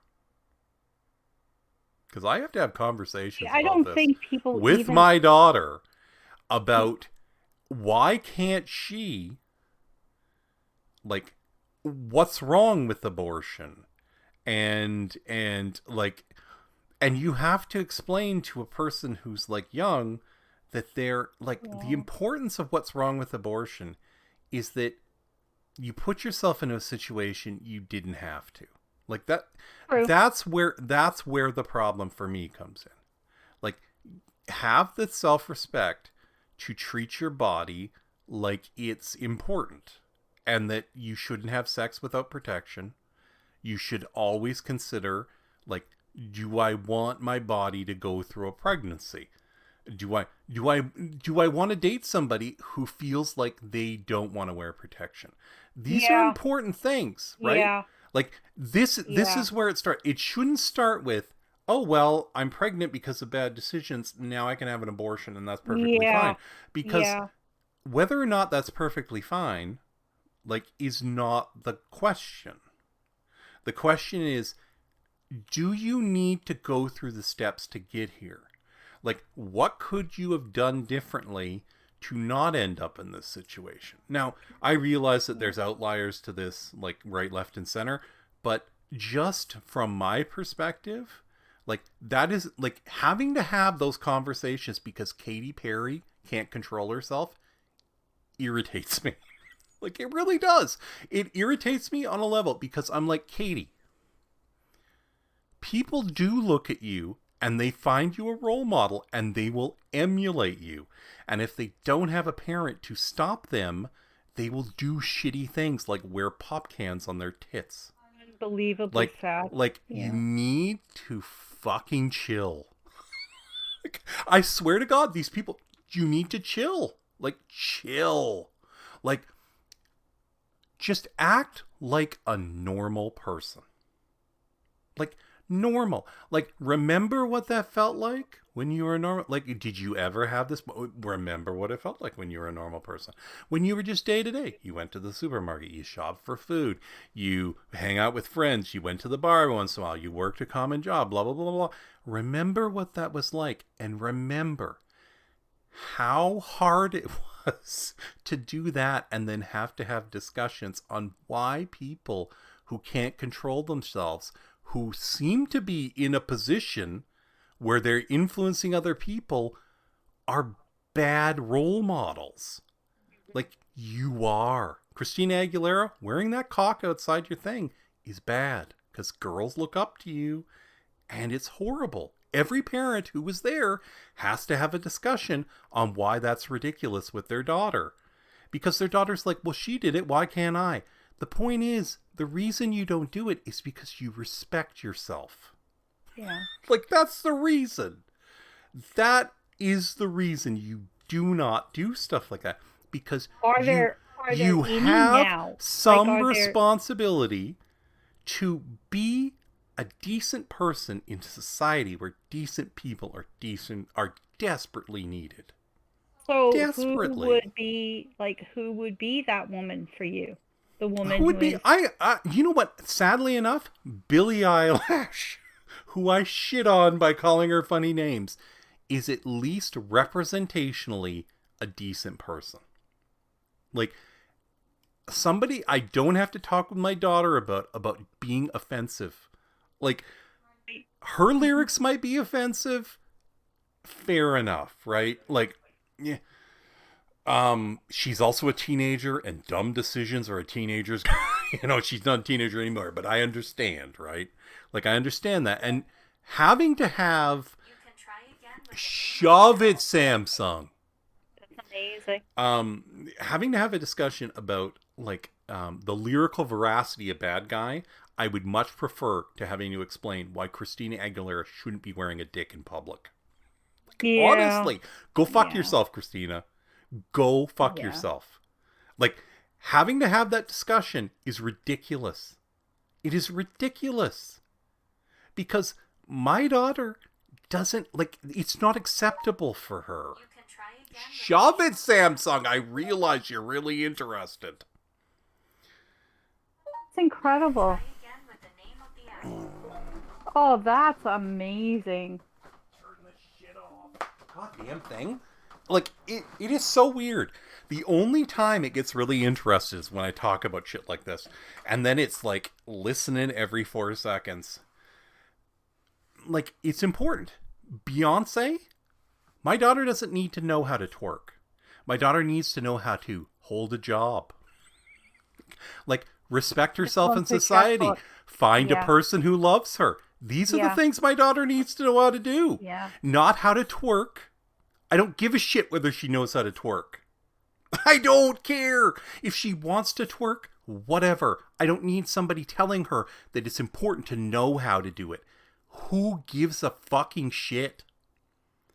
I need her to know that she's worth something, that she has some veracity in modern culture, that she can influence other people positively.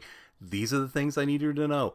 Not how to bob her ass up and down and treat herself like a boss bitch. I don't give a shit. I don't. I need her to know how to act responsibly so that when she's 20, she's not a drug-addicted prostitute, you fucking chud. Okay?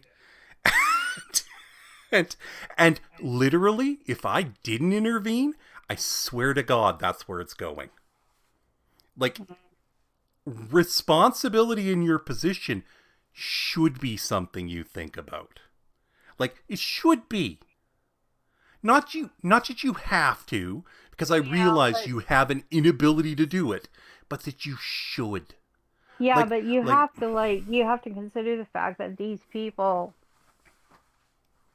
don't make much of a move without their publicist. And you would also have to speak to those people. No, it's not that. Well, I'm just saying that obsession with the image is fine.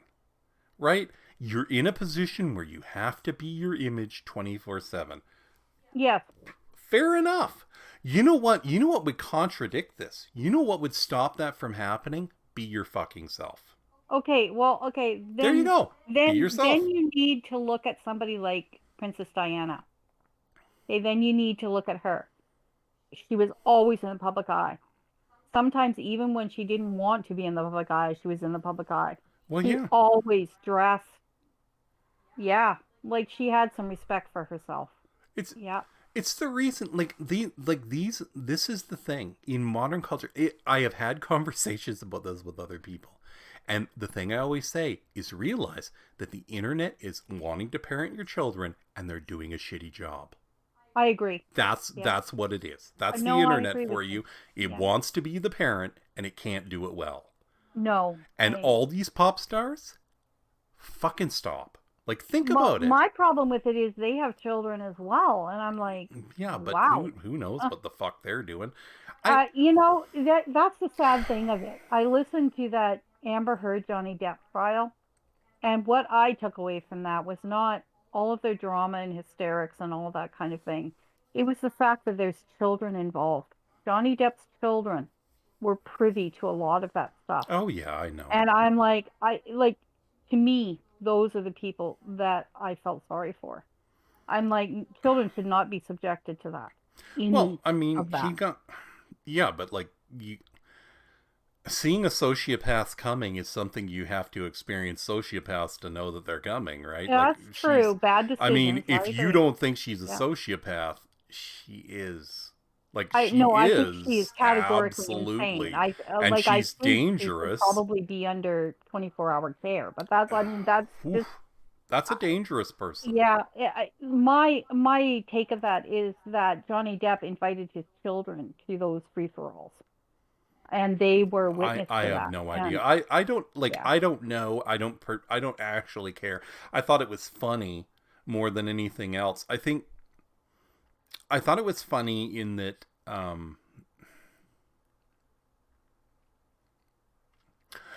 there's not like the thing that modern society doesn't want to discuss is how to position yourself well in a good life. Like it doesn't, and it really fails a lot of people in that way. hmm Um, Drug culture and obsession with yeah, guns, and not that guns are bad. I think like I have no problem with guns. I am pro gun. Like I think everybody could own one if they wanted to. I don't think they're dangerous. I think people are dangerous, not guns. Because yeah, I know the difference. A gun only works if the person working it does it. Like yep, otherwise, misfires are rare. Like children shouldn't be involved with them if they don't know what they're doing. You know, all these things. But this also like that also comes to like being aware that you have to. You're like it's the same thing as driving a car. yeah, Like people hmm treat driving a car like it's a lark. hmm You are driving like 4 tons of metal that yeah, could easily kill anybody, right? You yeah, are driving a dangerous weapon, right? Like yeah, you need to realize you're doing that. But there's a different like people do not respect the fact that they're doing something dangerous anymore. So it's become because if you look at like years ago you didn't have these problems because people used to tell like specifically with guns that like it was important to understand that they were a dangerous weapon and that you had to treat them with respect and that like any fun any enjoyment you got out of them was shooting them at a target like and specifically trying to become skillful at hitting the target, right? Like that was hmm where the fun was involved, and the rest of it was knowing that you had something dangerous and being aware that it was really you had to try hard to not do anything dangerous between the time you were at target practice and then you know wherever you were. So it's like lost on modern society where people just do dangerous shit all the time because it's fun or whatever. hmm um Whatever. Um, I don't know. I think that is my problem. Like when I see modern pop artists like Katy Perry, I think to myself, like either you don't understand the sway you have, or you do, and you're just nefarious. That's what I yeah. think. I don't know. I try to put myself into the mind state where I think about what I would do if I were an artist. And if I were an artist who are making music, I would be most interested in making music. I would be too. That's what would interest me. Like I would be trying to, like if I had some quality in the last piece of music that I put out, I would try to maintain that quality throughout my career. Very hard to Yeah, do I in guess. I popular guess. music, I but mean, yeah. that's like Keith is very interesting because that's what he is interested in is being technically good at what he does. Like he wants Yeah. to be a high functioning artist. Yes. Not Yeah. much else. He doesn't want to be a public personality and all that stuff, but he wants to be a high functioning artist. And I respect that more than I respect what has become popular culture. I think art has become something you do for attention, Yes. and I agree. Yeah. I don't know whether that's the best use of it. No, it isn't. No. But I To understand. me, art is self-expression. It's that you have something unique. Probably most artists didn't think that they had, say, Vincent van Gogh. I mean, if you looked at his ideology, he didn't think that he had anything to say that hadn't been said before. But his thing was that he was going to say what he had to say through painting in the best way that he could. Right? And to always perfect his art and always be working on it. He treated it like a job. Yeah. And in essence, it is. Like if you become an artist, that's your job. Yeah, it's not like fun and games. You got to do it every day for a certain amount of No, time and and I know a yeah. lot of people who got into popular music. It was for a lark or, to attract the opposite sex or the same sex, whichever. But people who have careers and have made wonderful music over a period of time treat it like a job. Yeah. They know that they're working on a certain piece of art at any one. I'm thinking of Nick Cave right now comes to mind. You're Mhm. working on like a piece of art, and when it's finished, you're going to put it out there, and the world will judge it however they judge it. But you need to be looking forward to the next piece of art you're going to do. And hopefully that is going to be as good as the last piece or better if you can make it better.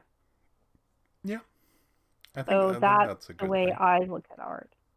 And also an aspect of art that is really important to me is that it is the best representation you can put out that says what you intend to say. Like if you're going to express a joyful moment or something that is sad, that it is the best representation of the sadness you feel or the happiness you feel. I guess so. This And is the I, soundtrack of your life thing. yeah, The yeah, soundtrack of your and on and life. on and on. Like for if you can maintain that over 20 years or 30 years, you're golden. Like and also if you can do what people, not so much Picasso, but people like Francis Picaba or people like that who change styles effortlessly. If you can find a slightly different way to tweak it, if you can represent yourself in a different way, slightly, you know, the way that visual artists do is they begin at a point and then they transition ever so slightly over a period of 20 years. I think musicians have a bigger challenge in the way that in popular music, it's important to you either like stagnate and stay in the same spot making the same music over and over again for 10 years, which is ugh, must be horrible as an artist, or you advance your sound, right? Well, I mean, speaking from like something I've actually seen was Bowie talking about how he made Yeah, that'd be music. fascinating. Was that during the 70s he was interested in changing his sound and tweaking his sound in a forward direction, and then during the 80s he made Let's Dance, and then he made albums to suit his fan base, and they were terrible. Yeah, He called it his yeah, terrible period or whatever, and then as soon as he stopped doing that and started doing what he wanted again, his albums perpetually got better until yeah, he yeah. I found that really fascinating that his effort to make Let's Dance was a conscious effort to be commercial, yeah. and that it succeeded. Like in a lot of points, it's the first time that a lot of people had heard of Bowie, but he had been making extremely amazing music for 20 years before that. Oh yeah, yeah. I mean, it came out of Like Brilliant he man, made Bowie. Scary Monsters, and then Yeah, he decided to make like a populist album, and it was extremely yeah, good because he was very talented. And very. Yeah, he was a genius. Like David Bowie was. sad, it's sad that Bowie's gone. Black Star is a marvelous album. Yes, yes, it is. I Yeah. mean, do I like his other stuff? Not really. I mean, I moderately like Earthling, and maybe The Next Day is okay, but Black Star is definitely one of It his is. best It's a albums. really great album. Really great. Yeah. What I love are albums by people who are mature. Um, Yeah, mature albums are nice. Yeah. and I love when popular music got to the point where people who were in their 40s and 50s could make albums, right? So people could hear popular music from the perspective of someone who was older, right? Well, I mean, yeah. I mean, it's not very popular anymore. Like music, popular music Is all youth culture. is Yeah. definitely aimed at youth. I mean, all music is always going to be youth culture, and then like diminishing returns as you get older. And Mm, not that you get older, but that you make music that is more adult. Adult discussions in albums are way too complicated for young people to understand. yeah. Some Um, people do a really good job of it, though. Yeah. yeah, Yeah. but they're usually albums that are like, if they sell, they're kind of like fringe sellers. They're True. usually like That's a true. base of Yeah. audience that doesn't grow with younger people. Like it moves away. Like nobody, like people are gonna love Ziggy Stardust, and Black Star is. I mean, already people are saying that Black Star may be overrated. It's not. It's No, really fine. It's a very no, fine it's album. pretty darned amazing, is But what look it at is. stuff Yeah. like Scott Walker's later output, like Tilt, is Hmm. incredible. Like, but nobody young is ever going to listen to that. People in their 18 years old. I love Scott Walker's Tilt. That's never going to be something sad. That's I think that would be an extraordinary 18-year-old. I'm sure there are oh, I 18-year-olds don't out think there, there are. but I think yeah, that one would go past. Like it is way too complicated. But I mean, Keith is definitely an outlier. He's not like, he's in his 30s, but he's definitely like he liked the same thing all teenagers like when he was younger, I, and then grew to love it's like more interesting in the complicated fact, music. does having a passion and pursuing it cause you to mature faster? Like, say Um you were, I don't know, 16 and you learned to play guitar, and it became like your entire life, and you were sure that you wanted to do well, I something mean, you have involving to. music. I don't think it causes you to age like or become more mature. I think it gives you, like, maturity isn't actually maturing. Mm, Maturity isn't actually growing older. Like people need to realize that maturity is the, chronologically, you mean? yeah, you don't have to get older to be mature. You just have Right, to realize, like, you have to focus. It means that you focus and take on responsibilities, even if those responsibilities aren't like what people think you should be taking on. Like, what I right. mean is that, like, say you're a person who wants to make music and you're like 18, and your parents are like, well, yeah, that's never coming to anything, but you proceed to do it anyway because you love it. Mhm. That's maturity. Yes. Like Yeah. that's taking responsibility for something you want to do, and then focusing on it in the way somebody does, as they realize that as life goes on, they're going to constantly try to refine something. Like, that is maturity. That's the act of maturation. You can do it when you're like 10 if you're really exceptional. Do you suppose a part of that is the fear that you will lose interest in it? No, it's that it's a long, like, it's, I think people have a problem with where they think that putting in the effort could potentially be a waste of time, which Right. is societal pressure at its best, because that's what Yeah. society will constantly tell you.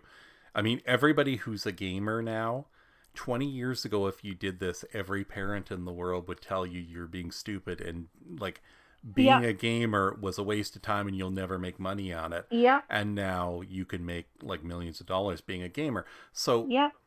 being focused and putting time into something isn't a waste of time. Doesn't matter what it is. Like No, I agree. Yeah. I agree it's with you. not. It's an act of maturity to do that.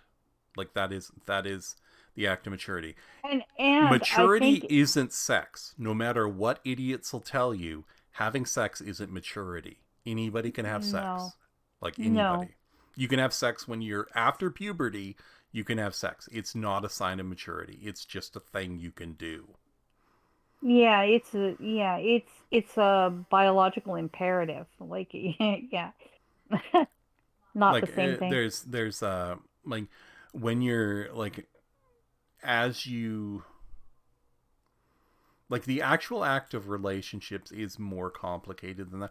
Like it's a fascinating thing because in relationships, like you like sex is an important part of relationships as long as you're unaware that focusing on another person and treating them with fidelity builds like a better life than just wanting to fuck somebody. Yeah, that's true.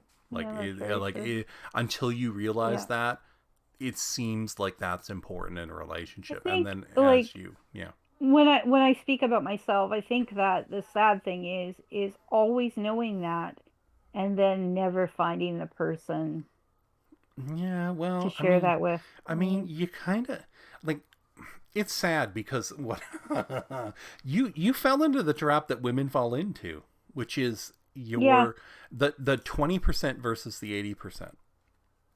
Yeah. Which, by the Well, way, doesn't happen yeah. in gay culture. Like people, like gay men are willing to accept um, the looks of their partner not being like high or extremely attractive, but they want like a partner who suits them.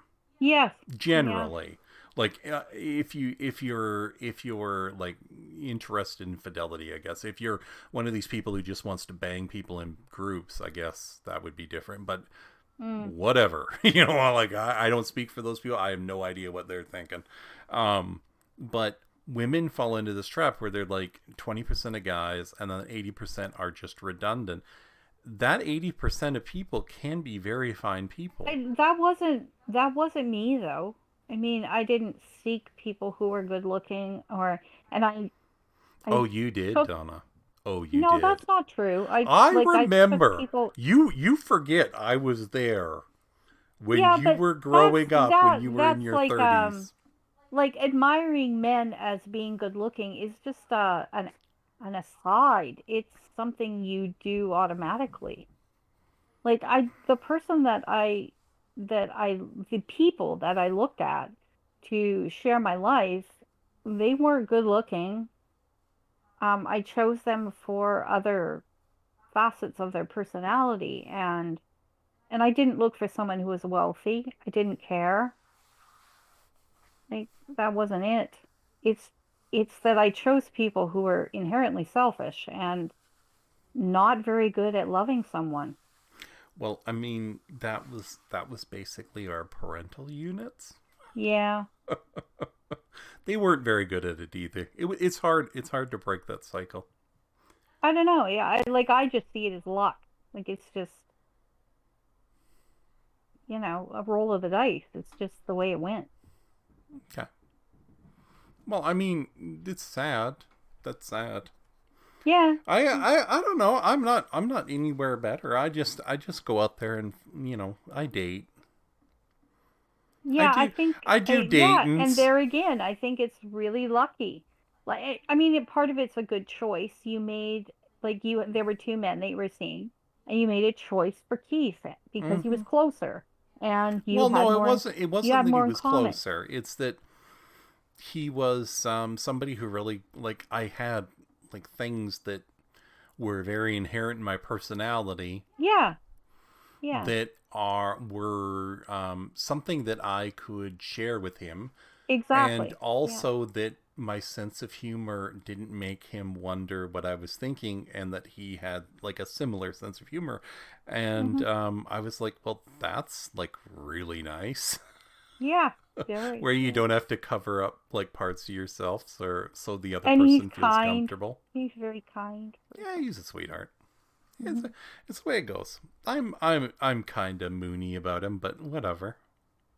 Yeah. It's whatever. We're living in the gay utopia. It's the gay utopia. Anyway, whatever. Mm. I used to joke about the gay utopia. It turns out, yeah, it exists. You just have to work at it, and you have to make good decisions. You have to choose people. Like, Yeah. be very Yeah. careful who you choose. I've often thought that that is something that it would be nice that we include in educating younger people is the ability to make good decisions. Well, Um, I can tell you like there's like people are always talking about red flags. Um mhm, um yep. but actual red flags are not like they're more complicated than just like, hey, I went out on a date and you wouldn't pay for dinner. Red What's flag. that smell coming from your basement? Well, okay, Jeffrey Dahmer's another thing. The policeman who went to that apartment. Yeah. Excuse me? You don't know what that smell is. Okay, sure. Um, but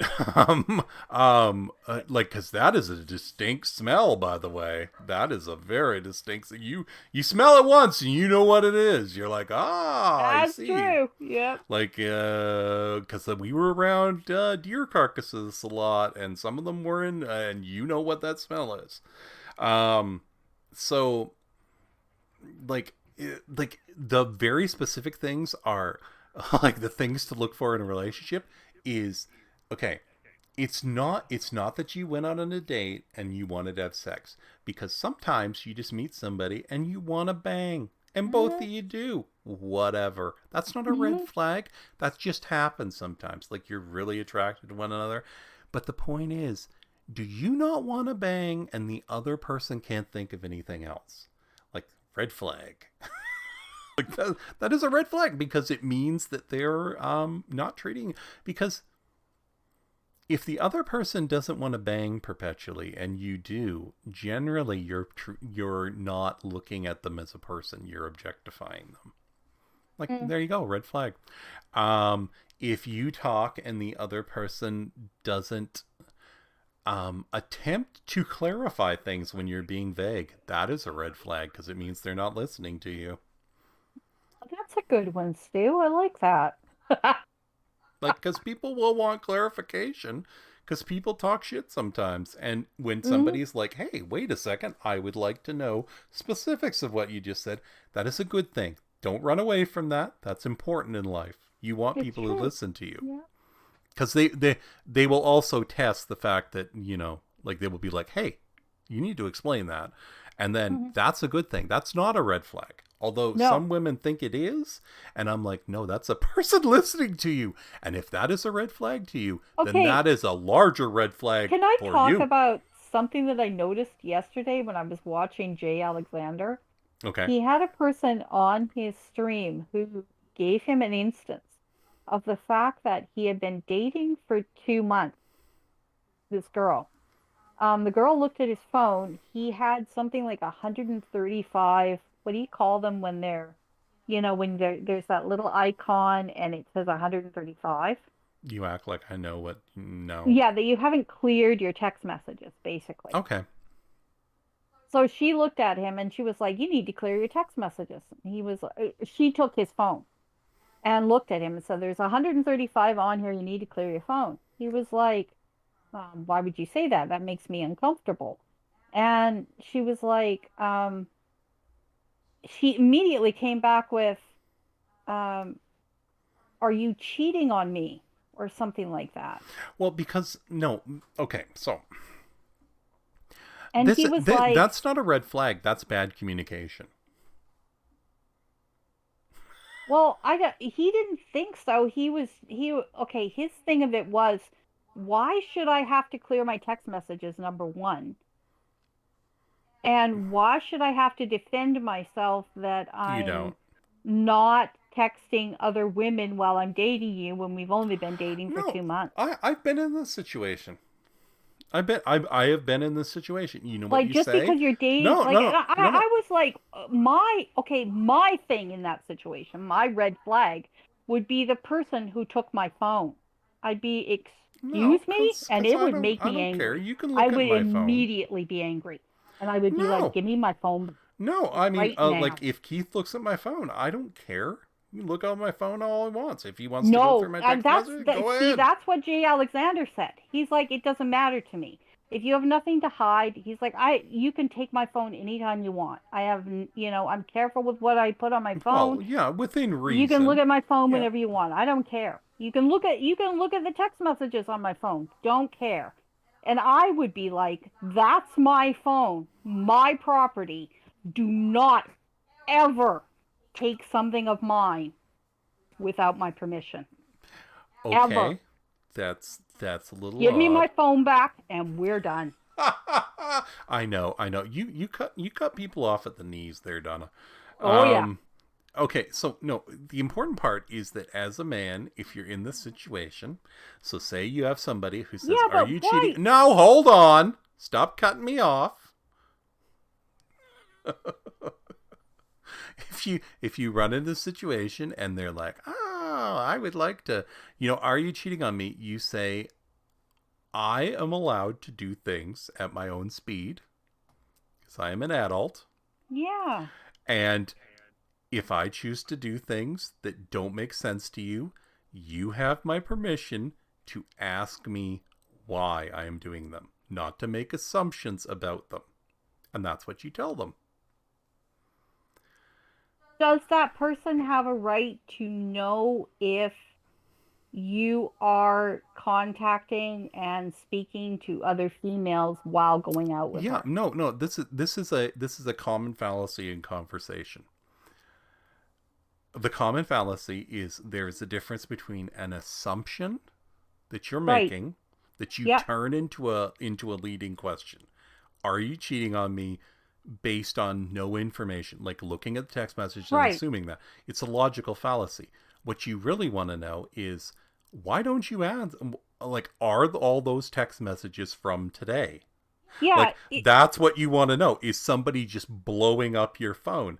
Which is a good question to ask, because I would want to know too. If I saw that, I would be like, why are there like 100 text messages? Are all those from today? Is somebody really trying to get in contact with you? Because if so, feel free to like let this person know that you're alive. That would be my reaction, right? But also, I'm good at communicating with other people. So like I don't like, it's a logical fallacy, because what you are doing is you're assuming something from information that has nothing to do with your assumption. And women do this like perpetually. They So do. Yeah. They jump to conclusions. I've noticed that a lot about women. They jump to conclusions. Like, don't jump to a conclusion. You okay. So And my thing of it is, what, like, okay, she must have been sending him signals quietly that she never said anything about. Like, it was no, the first time that this had been on this no, guy's radar. no. Was What, like, okay. So when you're in a relationship, the expectation of fidelity is your problem. Like, that Yeah. is your problem. It's not the other person's problem. It's yours. Well, okay, do No, you no, no. have to? Hold on. Just hold on, woman. The expectation of fidelity is like, we're dating, so there's no way you're ever allowed to have a conversation with another person. Yeah. And I like, you need to restrict yourself from ever finding someone who's matches you better or whatever. It's, you have low self-esteem, and you're expecting the other person to facilitate your ability to stay in a relationship as long as you want. That is a bad way to handle relationships. Oh, it's horrible. If Like, you that's want the other person to stay in a relationship with you, you treat them in a way that would make them want to stay in a relationship with you. That's what you do. That's all you do. And then it's up to the other person to stay in the relationship if they want to. You can't force them. No, You absolutely treat not. them well. You reaffirm the fact that you like them very much. You reaffirm the fact that you respect them, and then you also respect them enough not to try to force them to do something they don't inherently have to do. Well, yeah. I mean, well, yeah. I mean, wow. I was like, is that the expectation that today's women have? I think that's just an expectation in general. Low self-esteem means that, like, if you this is important. This comes back to my discussion about people like Katy Perry. The reason why it's important to always respect yourself is that later in life you have to rely on the fact that you're worthwhile to get through things like this. Yeah, that's Like, true. if this Yeah. person chooses not to have me around, if they Hmm. decide they don't want me, I can willingly go out and start dating again and find another partner or Yeah. not, whatever, Yeah. or just live by yourself if you want to, whatever you want to do. Yeah. It's important to have the self-esteem and the self-knowledge to be able to just accept that that's a possibility, and then not let that rule your life, not let it become something that you chase, but it teaches you one thing, that people respond positively to positive affirmation. Like, they just do. They do. You Yeah, they cannot always do. bludgeon somebody into loving you. Yeah. Oh my gosh. Oh Like, no, that and gets I old and I really fast. know I Yeah. know that Yeah. everything in society, like Beyonce and Katy Perry and all these fucking chuds, are telling you different, but it's true. You can only The only way you can have somebody love you is to act in a positive and loving way. I That's agree. it. Yeah, I agree with you. And if you Yeah. don't, then people will not want to be there. Like, Yeah. obvious, right? It is obvious, except that everybody tells you, like, oh, no, no, no, people will love. If you love me, then you better put a ring on it. Fuck off. No. One doesn't equate the other. You're equating marriage with love. That is insane. Like, they are two True. different things. Marriage is a contract. Love is something you feel. Yeah, that's Like, true. get a Yeah. fucking clue, Beyonce. Like, teach people better. Your position is you can teach people better. I don't like it that my husband cheats on me, but also I treat him badly. I'm sorry. Yeah. These two things are actually linked by your shitty behavior and his wanting to be out of the relationship. Yeah. Like, obvious, right? Like, it is obvious. Like, I don't know. It, it Wow. would it would be nice if people would just, like, when I wake up in the morning, if I'm having a bad day, or I'm like, even if I don't want to talk to Keith, like, say I'm not feeling it in the morning, I wake up and then I think about all the things that I love about him. Like, that's what I do.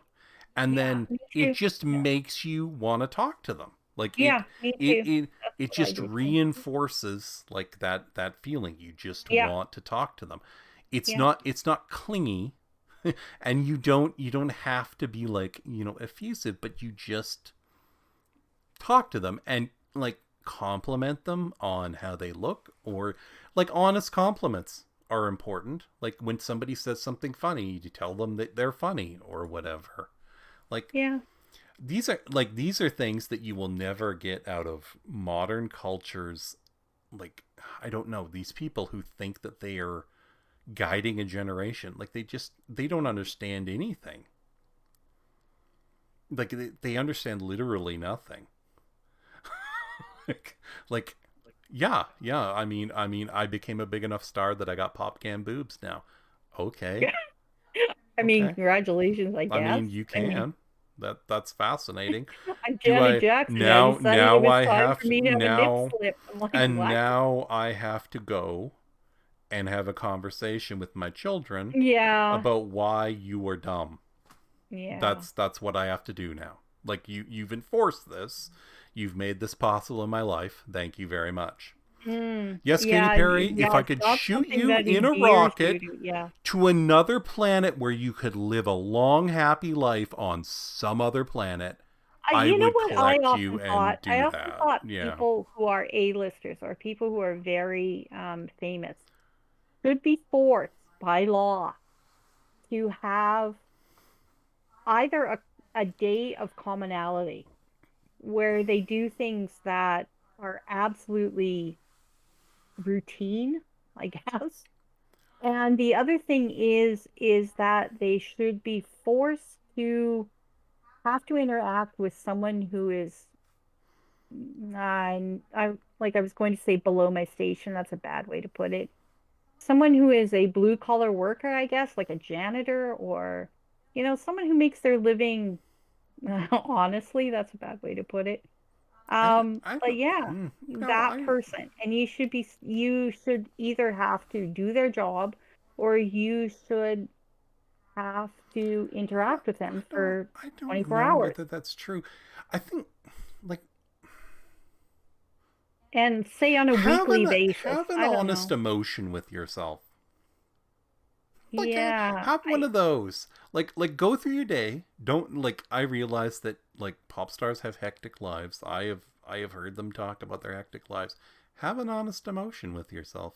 Be like, yeah, you know what I'd like to do is not dress up like this. I would like to dress up in a nice, like, yeah, in a cardigan and a pair of nice slacks and some yeah, flats, and I would like to go out on stage in my clothes that I want to wear and not have to wear this atrocious piece of crap you're trying to get me into, and yeah, just have an honest, like, have a yeah. talk with yourself and And be like, I hmm, often wonder, do they not feel that they're not powerful enough to have that conversation with I people in have their no lives? idea. Like, they'd have to Like, explain. because wow, who are you giving your I am power just over to? I am living in the fallout of this bullshit. Like, that's Yeah, all no, I'm I get doing. it. Like, As a parent, I am just in the fallout of these idiots. yeah, Like, and you know what? You're not alone. I mean, there are millions of parents right now who are having to explain to people why it's important to call someone by their proper pronoun, or to no, I and don't know. yeah, I've had that discussion. I like, Like, yeah, if I decide to become a trans person, what's that going to be yeah, like? it's fine. Um, you know, like those kind of questions. It's Those are fine. questions that Like, you can, are far beyond children. like, Like those are no, adult no, it's an questions. important, no, I don't think that discussion is far beyond children. Like, should I become a trans person isn't far beyond children. I don't think that's a discussion you can have with your children. I think you need to moderate how complicated you want to get with the answer. Like, True. I mean, that's always nobody needs to know that you have to have pronouns and all this stuff. What you need to realize is there's a difference between, like, let's have a discussion about whether what you like, do this for a week, come back to me, and let's have a discussion on what actually appeals to you about this. Do you feel like this, like, is this making your life better, or is it just fun? Right? Like, there's a difference. And have that discussion, but make sure they do it, like, they think about it for a period of time. Like, telling a child because they like pink cardigans and they're a boy that they're a trans person is weird, because you don't know the reason they did that initially, and you need them to have the time to figure it out, because yeah. they don't think like adults can explain why they're doing something in the moment. Children don't have that. Like, they're new to the world, they're just Yeah, experiencing no, things, I so realize. everything Yeah. is a new experience, right? You need to give them the time to really to build an idea. So that is the discussion that I have, like, about being trans. And then when she came back, I was like, she was like, I don't think I am trans, and I was like, okay, that's fine. That is fine with me. I like, she was like, I like being a girl. And I'm like, I like you being a girl. Like, I think you're a great person, you know? And Yeah. so Yeah. that puts to bed. Now, if she Yeah. came back and said something different, I'd have to reassess that. But that's the reaction she had.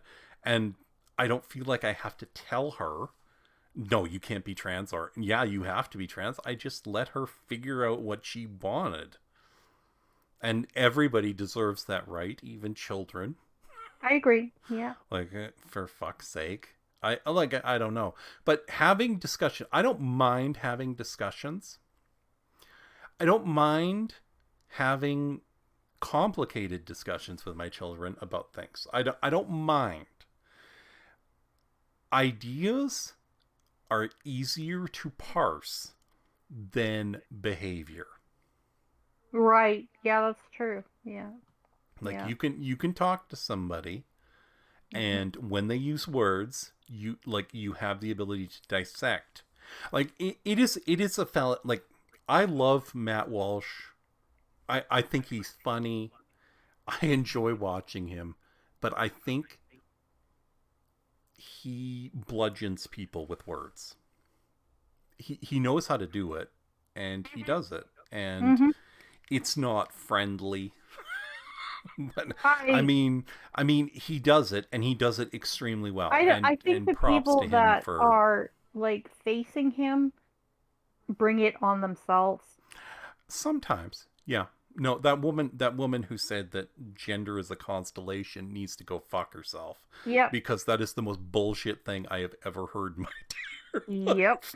Like, I don't need your she poo poo bullshit. I need you to talk like a doctor. I need you to be serious, is what I need you to be. Like, Yeah. if I come to you and say, "Do you have cancer?" Do I have cancer? And you say, "Look, cancer is a constellation." I'm going to want to punch you in the face. Okay? Yeah. That's what I'm going Yeah. to want to do. Well, it's not much difference when you're talking about Well, anything yeah, else no, it's that's the same thing. related. Like, So, be yeah. be serious. Be Yeah. be be a Yeah. serious person. Don't do that, right? And so, fair enough. But Well, it's sometimes why you studied for seven sometimes he'll plus go in years for to the get a heel hook, degree. Yeah. and like, that's the thing. So I don't mind the ideas. My problem is specifically behavior, having to, like, because I can explain why a person is doing something like this. I don't know her. I don't have any way to question her about her decisions. So what I have to do when I'm talking to my daughter about these people's shitty behavior is tell her things that she can do that are important without making the behavior something that is tray chic to do. Yeah. And that it is such a fine line. Like, it is very hard to do, because I know Hmm. why they're doing it, because it's easy to do that. Because as a parent, you say, well, you can't wear Trent pop can boobs to your kid, and then they're wearing pop can boobs for a year. Like, Yeah. you're gonna do it if you do that, right?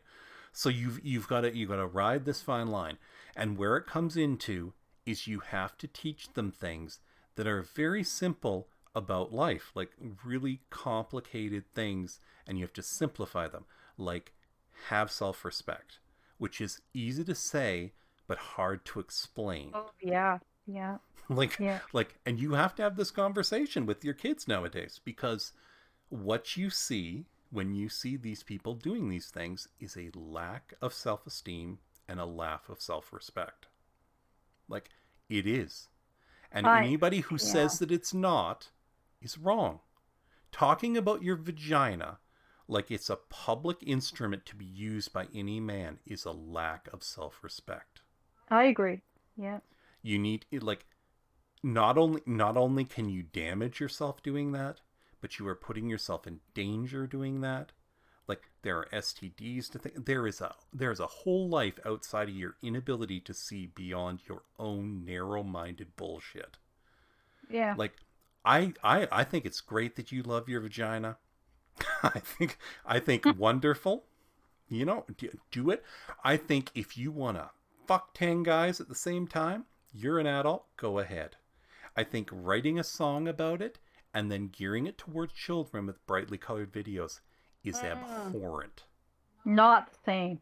Yeah. Is not only a sign of how degenerate you are, I but just how degenerate our culture has become. Yeah, no, I Like, agree because ew. you got to figure out that that song reaching people en masse took what 300 people to get it there.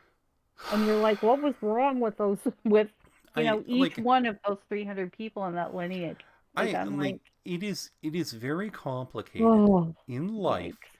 to to end up in later life liking yourself. Yeah, I And agree. let I me tell agree. you something. The place to start is not fucking every guy you meet. Yeah, oh It boy. isn't. No. It seems great because you have power, but power does not equal self-esteem. They are two different No. things. No, it really not the same thing. Later in life, when you're with somebody you love and having to explain that you once looked at Oh, 25 no. dicks in a row is No. bizarre. Like, No. it's bizarre. Just like respect yourself. And that is the main tenet of my parenting is everything is have some self-respect, like yourself. Consider that you may not like yourself doing something like this, that you may look back and think, what did I do? A la face tattoos. Well, like everyone has regrets. I mean, it's Well, impossible to yeah, get but don't through life don't to a don't certain extent and not have knowingly them.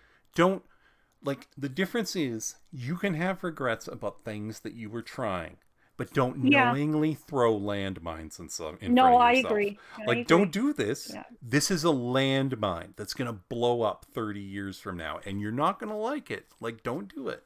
I don't know. I don't know. I don't. It's very complicated, and uh I My know mom would it's the say it's a patriarchy, consequence of whatever. having more money than brains. I mean, that's what my mom would I say. like I look at this, I look at the way people act, specifically in music, and I see things that are bizarre. Like rap artists who are like, I don't glorify weapons and drugs, but then continue to rap about weapons and drugs. That is a glorification. Yeah. Like, you were glorifying it. I know that you're saying you're not, but gaslighting is a thing, and you are the Joe Biden of Like rap right now. I was listening to this song that was on that Hmm. Rolling Stone top 100 songs of the last 10 years. I was a young man and he was singing about having lost his woman, not a surprise. But he attributed to the fact that he was cheating on her and that he didn't take their relationship seriously. And I'm like, and now he's like, gee, I'm sorry I did that and I'd like to have you back. But he was putting caveats on that as well. He was like, man, if you come back, it doesn't mean I won't cheat on you. It's just that I'll try not to. And I'm like, yeah, Well, that's yeah. not gonna cut it for me. I mean, I guess that's more honesty than you get most Yeah, times. I guess I mean, I just attributed to the fact that the man had a lack of moral fiber. That was basically No, my I don't take think on so. it. I think like there is definitely to be like I think temptation is a thing. Okay. Like it's definitely a thing. Like, you can be tempted towards things, but whether you go towards them is your fault. Like Well, there. that was his take. He was like, I don't actually know how I'm going to behave when I am tempted. When you do take me back, No, like no, you it was do. kind of predicated on the fact that No, no, you absolutely do. Because temptation is not the same as doing something. Like, exactly you that can be yeah. tempted. You can be like, "Ooh, that's an attractive person." Like, Anyway, I was hmm. kind of like, yeah, I appreciate. I was like you. I was like, man, I appreciate the honesty, but wow. Yeah, well. Man, do you have some growing I up to mean, do. there's also that other song by that woman who was like, she dumped some guy and then he got with some woman she really likes, and she's like, "You may not be cheating, but you're such an asshole for finding happiness." And you're like, wow. Yeah. You Oh, are that was you yeah. are you are like a potentially Yeah, and every then she red was like flag. talking about the woman he was with, and she was I there know, it's when they were fascinating. present, and I'm Like like, what are you, a that stalker? that is an emotion. That is an emotion. Yeah, I didn't want you, but once you got happy, I do now. So yeah, what a suck ass you are. And I'm like, exactly. wow. And you know Mm. what? I go to parties, where you and your girlfriend are being happy, Oh, fascinating. and it just bums me out. And I'm like, wow, okay. I mean, there are options there. You might want to explore. People need, you know what? I think we need to make a t-shirt that says people just need to chill, because it really, like, calm down. Well, you would have an easier time putting that on a t-shirt, definitely. That should be West t-shirt. See, he Chill. shouldn't have said white Just lives matter. chill. It should have been like people need to chill. And Mm. I mean, it says the same thing. Like, people just need to Like, chill. should it say Jewish people just need to chill, or it's it's not, and he didn't mean DEF CON. He meant DEF CON. I only write lyrics to rap music at a high hey, level. I don't use words well.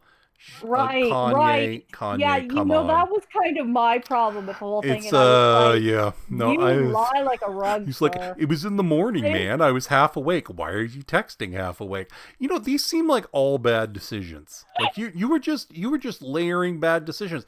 Do you also juggle firing hoops while you're half asleep? Like, is this something Exactly. you do? You light your hair on fire every once in a while? Like, what are you not doing that is not a bad decision here? He's Yeah, like, also, I like to drive while blindfolded. But that's not wow. my fault, it's everybody else on the road. Uh-huh. Kanye 2022. Like, come on, man. Come on. Like, just come on. I don't blame you. You know what? You live your best life. Yeah. Probably this is not your best. Somehow I don't think it, like, bothers him a whole heck of a lot. I I mean, know. I it's not know. going to, He's like, impact on his life, like, oh one way god, or the he other, is, really. like, you could tell. Like, the thing is you could tell on those early albums that you were, like, building up to egomania. Um Oh, gee, like no, you like think? the build Yeah. up was there. I mean, it Mm. was still great music, but the build up was there. Hmm. And then you could Yeah. see, like, the plateau. Yeah. Like there was a plateauing of egomania, and Yeah. then he was just, you know, And he's just there now. Like, it's just yeah, fair enough. he's just there. I Whatever. mean, I mean, okay. I'm not a billionaire. I guess if I had No, I $1 billion, mean, I'd be a no. little bit egomaniacal too. You'd be like, I'm so much better than everybody else because I got $1 billion. Also, I've been banned from No, the thing, the juxtaposition is Elon Musk telling that story about being on the Joe Rogan podcast High, hmm and he said that he didn't realize that marijuana is in the United States is illegal on a Oh federal yeah, level, no, that well, that and no, that no, and that Donna, he come was on. subjected as a result being high, Oh as my a result God, of being you know high what? Well, on the Joe Rogan, he was where is subjected to. Snoop Dogg's perpetual drug test? Come on. Give Well, I me a mean, break. Give me a break. Yeah, Elon Musk is important to always be, like, drug testing, but Snoop Dogg, who runs his own clothing line, oh, whatever, sure, man. you Do your got that. best. But what Dude, that what guy is Elon always high. what Elon said that made me, like, because this is something that just anybody would say. He was like, I was sorry because my employees were also subjected to those random Well, I drug just tests. think it's And funny. he's like, I'm really sorry about that. Well, Not a good you thing. know, if you don't, I guess, like, like, oh my lord, I you know was what? like, there's a decent person. That's a decent human being right there. You I mean, know? he's funny. I think he's funny. I think it was great that Joe Rogan got him high because he was a little more animated than he usually is. Like True. he Yeah, really true. he really True. He's dropped usually the stick yeah. figure. Yeah. Yep. Yeah, Yeah. yeah. Yeah. He's not Zuckerberg weird, but he's a little bit off. Oh. Oh. Zuckerberg, I swear, is a robot. Like that man he's either a robot or he's like his social anxiety is always like he's like the Spinal Tap of social anxiety. I don't Oh. have one that goes to 10. It's always at 11, baby. I just like I always like he. I don't know. He's He's a creepy. fucking weird dude. Creepy human. Yeah. He's a weird dude. Yeah, whatever. Like, treat yourself better today. Have a coffee with a friend. There we go. There Come you. on, have a coffee with a friend. Talk nice There about you somebody. go. You know what? If you're single, consider not using dating apps Wow. because they're gross. Also, you know what? What would we be? Good advice for the day. There you go. One piece of good advice for the day, Donna. Come on. What for me? Yep, do it. Oh, I'm the worst person in the world to get good Do it. advice from. Just do it. Wow, everyone will tell you I am the world's biggest derp. So, wow. No, you're not. Um, You know. okay, my good advice for the day is wait patiently for those wow updates. There you go. Oh, you wow-a-thoner. Okay, Hmm. and my good advice for the day is okay.